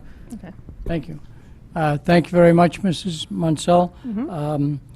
During the superintendent's report, Dr. Jones will comment a little bit about the next year's budget, and so I want to make sure we have time for that discussion. Mrs. Maxon Connelly, you have the first reading of 4 policies. As always, I invite people to send me their questions in advance. I don't know, Mrs. Lou McCormick did send me one question. I sent you a reply. I don't know, Mrs. Lou McCormick, if you got a chance to look at it yet. But it was just regarding the basic, I don't know if you'd like me to speak to it or if you would like to speak to it. Do you want me to preface it first before you answer? Since I didn't get to read your answer yet. No, it was, I was simply going to paraphrase your email and then explain the answer at the same time. But if Perfect. you Go for it. So Mrs. Lou McCormick's question had been about enclosure number 5, policy 6142, the basic instructional program. And my understanding of the question was that basically this seems to be setting the bar rather low when we're talking about basic instructional program. And my reply was, one, I sent the wording of the state statute from which the majority of this policy is derived, and then basically concurred. This is setting it. This is basically what a district is required to have as offerings, but the idea of the standards and the rigor and that all would be found elsewhere. This is saying that a district must have offerings in these areas, period. How that gets nuanced, how that gets broken out, whether it's the breaking out of math, but the wording here is straight from the statute. So I agree that it doesn't look like it's setting the bar high, but that's not the intent of this policy. And the reason what triggered my thought, am I allowed to respond to her? Can I respond to her? Okay. What triggered it was when I saw the language arts, and then it said including reading, writing, grammar, speaking. Then I was like, oh, well, if language arts should include that, then what should science include, and what should mathematics include? And then I was like, well, and then when they said world language, it said on at least a secondary level. So then it seemed inconsistent how we were addressing what basic meant from discipline to discipline. Like some we were saying levels, some we were saying specific areas, and others we said nothing. Yeah, and so again, I completely agree. I mean, for goodness sakes, look at the health section. You know, you'd think that was the, end-all be-all of what our whole focus should be. The most important thing. Absolutely. And this is, again, coming straight from statute language. So we didn't want to make it more nuanced than that. We do that our own in our curriculum, and obviously, well, I was going to speak to this later, but we're going to have a discussion soon enough about graduation requirements. So that whole discussion is where what we want is obviously much more robust than just this. But again, this wording is pretty much taken straight from the statute. So there's a separate policy, you're saying, or is it just in our, like, where do we set what the basic program is? Are you saying it's addressed in a separate policy that we're going to put together, or not at all? No. So where the rigor, where the challenge comes from is in the curriculum and the expectations. The only other policy where I can see that happening would be in our high school graduation requirements, which is still to be tackled. This is just the statute says you must have math. Okay, I see. Thank you. Mrs. Gerber. Well, I guess just one thing, because I did go back and print out the policy that's in place right now, which is really bare bones. Yes. So even though this one still is vaguer, or actually from topic to topic, some have more detail, some have less, it's still overall significantly more than this, which is simply a laundry list of subjects. Right, and this one is, so we're moving up in the world, so. Any other final comments or questions from the board on the policies that will be the first reading? These will be on the next regular meeting's agenda for approval. If you have any questions in the meantime, please address them to Mrs. Maxon Connelly as the chair of the policy committee. Moving on to item 9. This is a series of motions for 3 sets of minutes. Recommended motion that the Board of Education approve the minutes of the regular meeting of April 6, 2017. Mrs. Gerber, seconded by Ms. Pitko. If there are no comments, all in favor of the minutes, please raise your hand. Mr. Patton, Mrs. Gerber, Mr. Dwyer, Ms. Pitko, Mrs. Maxon Connelly, opposed? Ms. Lou McCormick, Ms. Carnell, Mr. Llewellyn, the motion passes 6-3. Thank you. 5-3, I'm sorry. The second set of minutes is that the Board of Education approve the minutes of the special meeting / self-evaluation of April 25th, 2017. Do I have a motion? Mrs. Gerber, Mrs. Maxon Connelly, any comments on these minutes? If not, all in favor, please raise your hand. Mr. Patton, Mrs. Gerber, Mr. Dwyer, Ms. Pitko, Mrs. Maxinelli, and Mr. Llewellyn. All opposed? Abstain? Mrs. Lou McCormick and Ms. Carnell. That motion passes 5-1-2.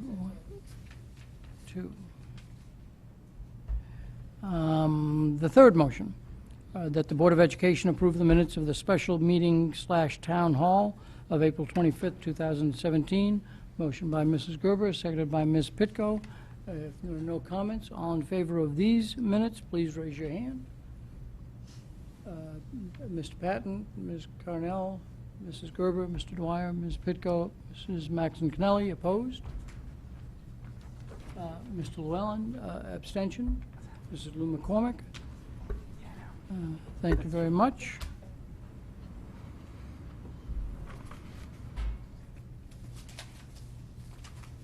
Superintendent's report. Okay, I just have a couple of things. First of all, I do want to just mention Ludlow's production of MAME and then also Ward's production of Oklahoma. They were just phenomenal, so I hope some of you got a chance to go see that. And then I also want to mention, and I know the students did as well, but the Identity in Education Conference, that was student-led, and I will say it is by far, I think, the best student conference seminar that I have seen in high school, where there was so much wonderful discussion just about equity and diversity. And the other thing that was really neat about it is they set one table aside for the adults, for the teachers that were there, and they were kind of having the same discussion. And then there were two student leaders at the teacher table, and just listening to the teachers talk about their teaching practice and being more aware of who's in their classroom and what the various issues are that students may be dealing with. It was phenomenal. And it was, Ward organized the event, and then they invited Ludlow and also had Warren Harding from Bridgeport. And just today, the Bridgeport leader actually sent a follow-up note to say, when are we going to do this again? What are next steps? It was just phenomenal, really well done. I actually think it's something that could be a model for the country, because it's work that high schools are desperately trying to do, and they really got it right. So I just have to mention that. And tomorrow I'm going to River Lab, which is really going to be fun, I'm sure.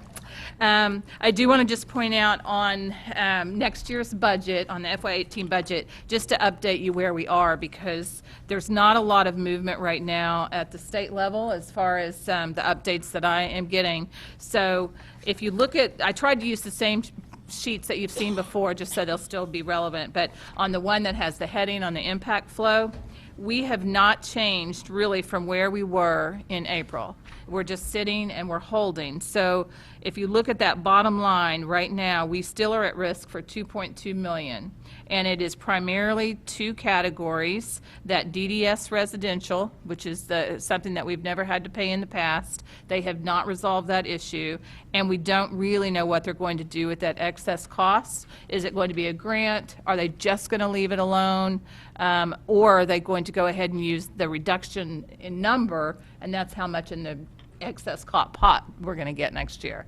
So right now we're at risk still, that $2.2 million. And so what we're doing to be conservative looking at next year is, we know that there are projects we would have done this summer.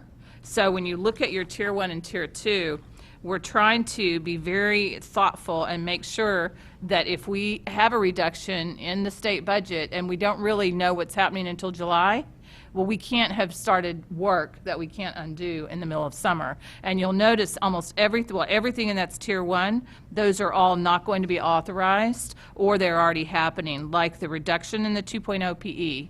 And there, I put a little orange line on mine, it's 1.0 PE. Each high school has been working on their master schedule, so it's a 0.5 at each high school. And then they had, instead of the second PE position, they found some reductions through their master schedule, like in world languages and some of those other areas. But most of these are projects that we just are not going to be able to authorize if we don't know what's happening at the state level. But that gives us that first 1.3. And as we know, we have 2.2 really at risk. So down on the bottom tier, The things that are in orange, we can't have that discussion in August. So student activity fee and building rental, we could. You could come back and, right before school starts, and if we needed to generate revenue.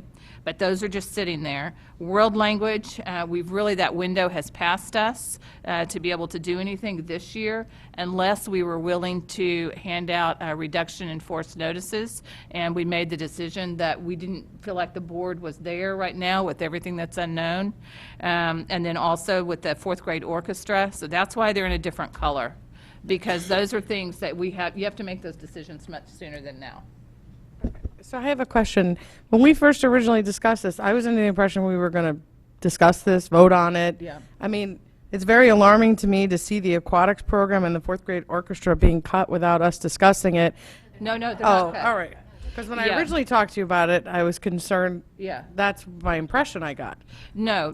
On the Tier 1 and Tier 2 right now, what you're seeing is everything that's in yellow. These are just things we're not going to authorize right now. So they're, when we go into the summer, and especially in Tier 1, if we start those projects and we don't know where we are in the budget until, July or goodness knows, let's hope not August, we can't undo them once we've done the work this summer. So this is just letting you know that where we sit right now, these were Tier 1, Tier 2, and Tier 3 was when we knew we thought we had $4 million in the hole. Now we know we have about $2 million at risk. So we have to be mindful of something. It's just letting you know how we're approaching this, not knowing what our budget is going into the summer.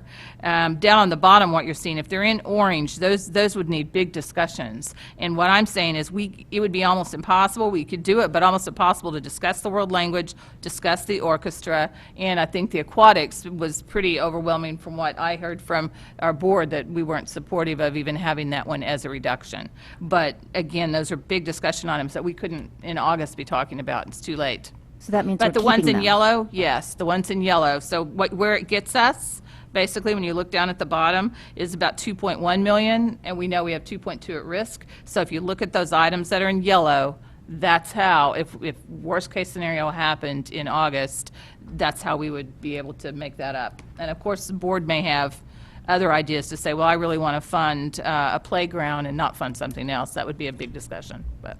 If you said in August, but no summer curriculum work, doesn't that start before August? Well, that's the idea, is that we would, it would be great to be able to have that. But, just to get these Tier 1 and Tier 2, to find $2.1 million in our budget, if it is still unknown going into summer, we can't authorize these things. So we won't have our summer curriculum writing.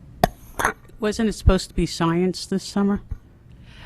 No, I'm not sure. Actually, this summer, I don't think it's science this summer. Was it music? Yeah. And just some other redoing of pacing guides and assessments. Yeah.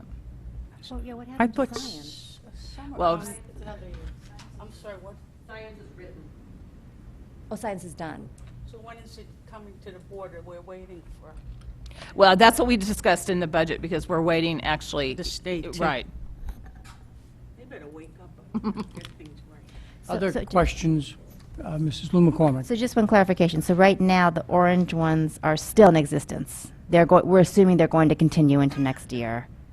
We are going to implement the 3rd through 5th world language and the 4th grade orchestra and the rest. That's correct. Okay. Otherwise, we would have had to give people reduction in force notices. I see. Yeah. So, okay, good.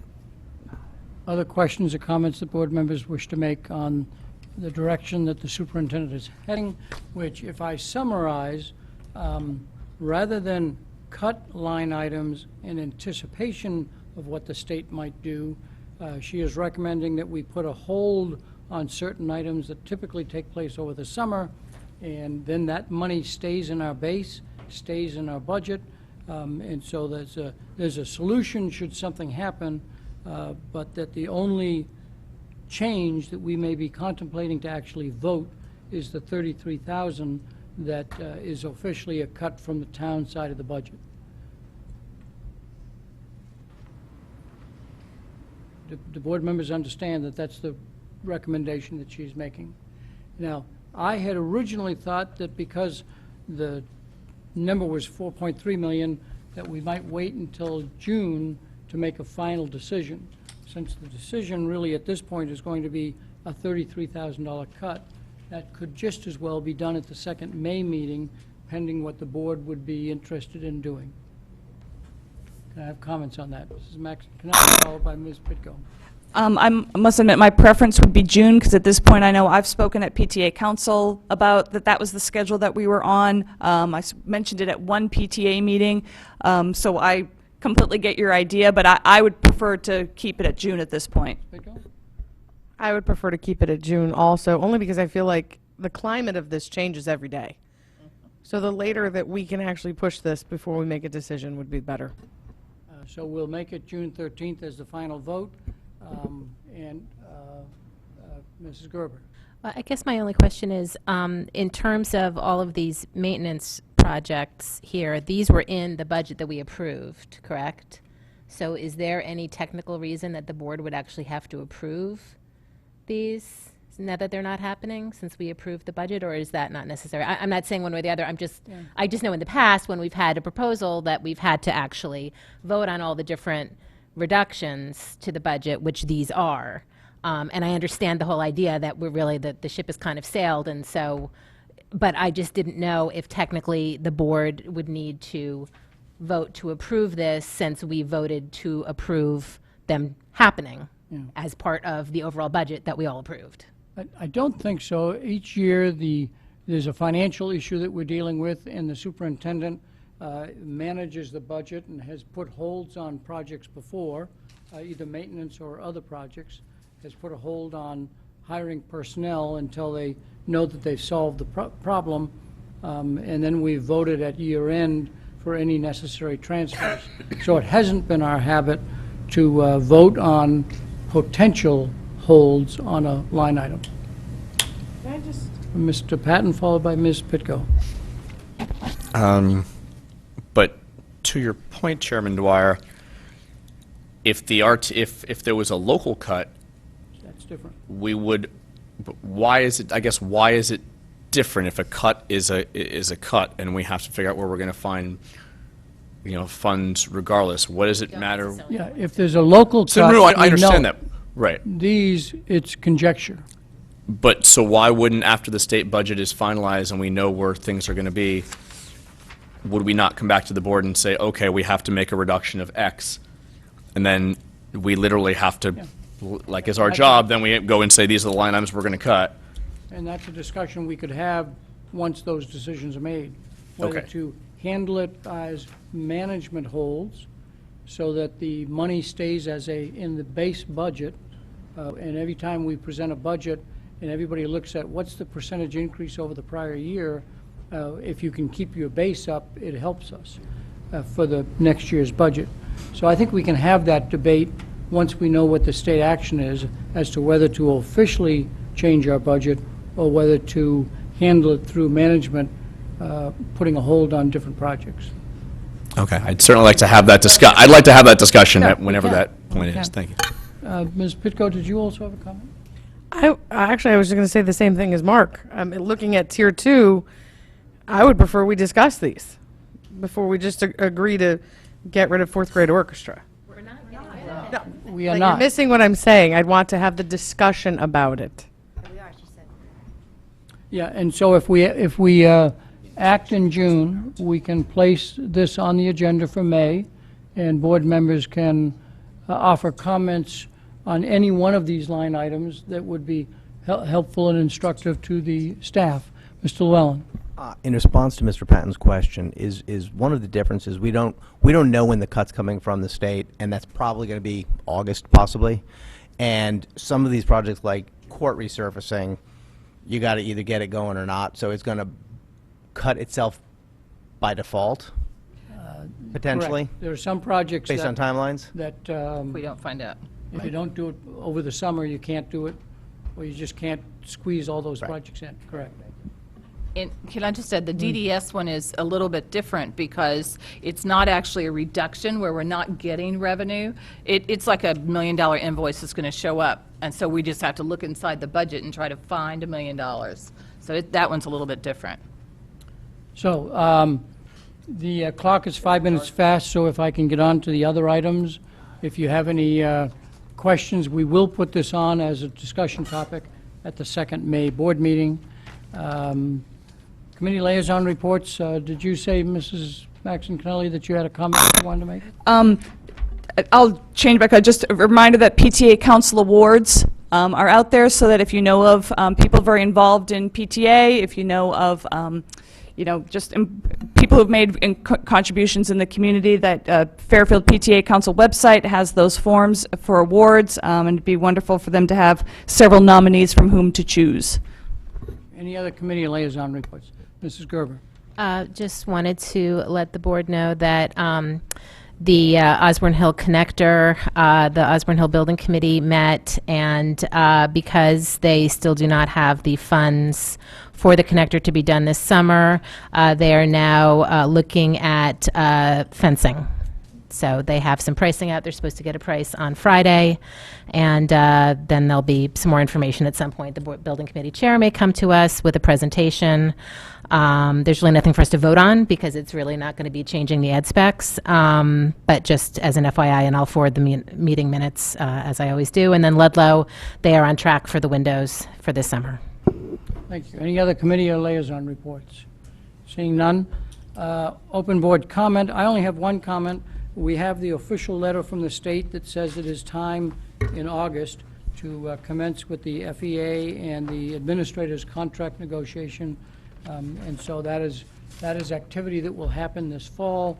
There's a very tight time frame that we're required to act under, and so more on that later, but just so that you know that the letters were received. Any other open board comment from people? Seeing none, I see no members of the public other than 4 staff people still here. So we'll skip over that and go directly to adjournment. Mrs. Gerber moved, and Ms. Pitko seconded at 10:56. All in favor, please raise your hand. It is unanimous. Thank you very much.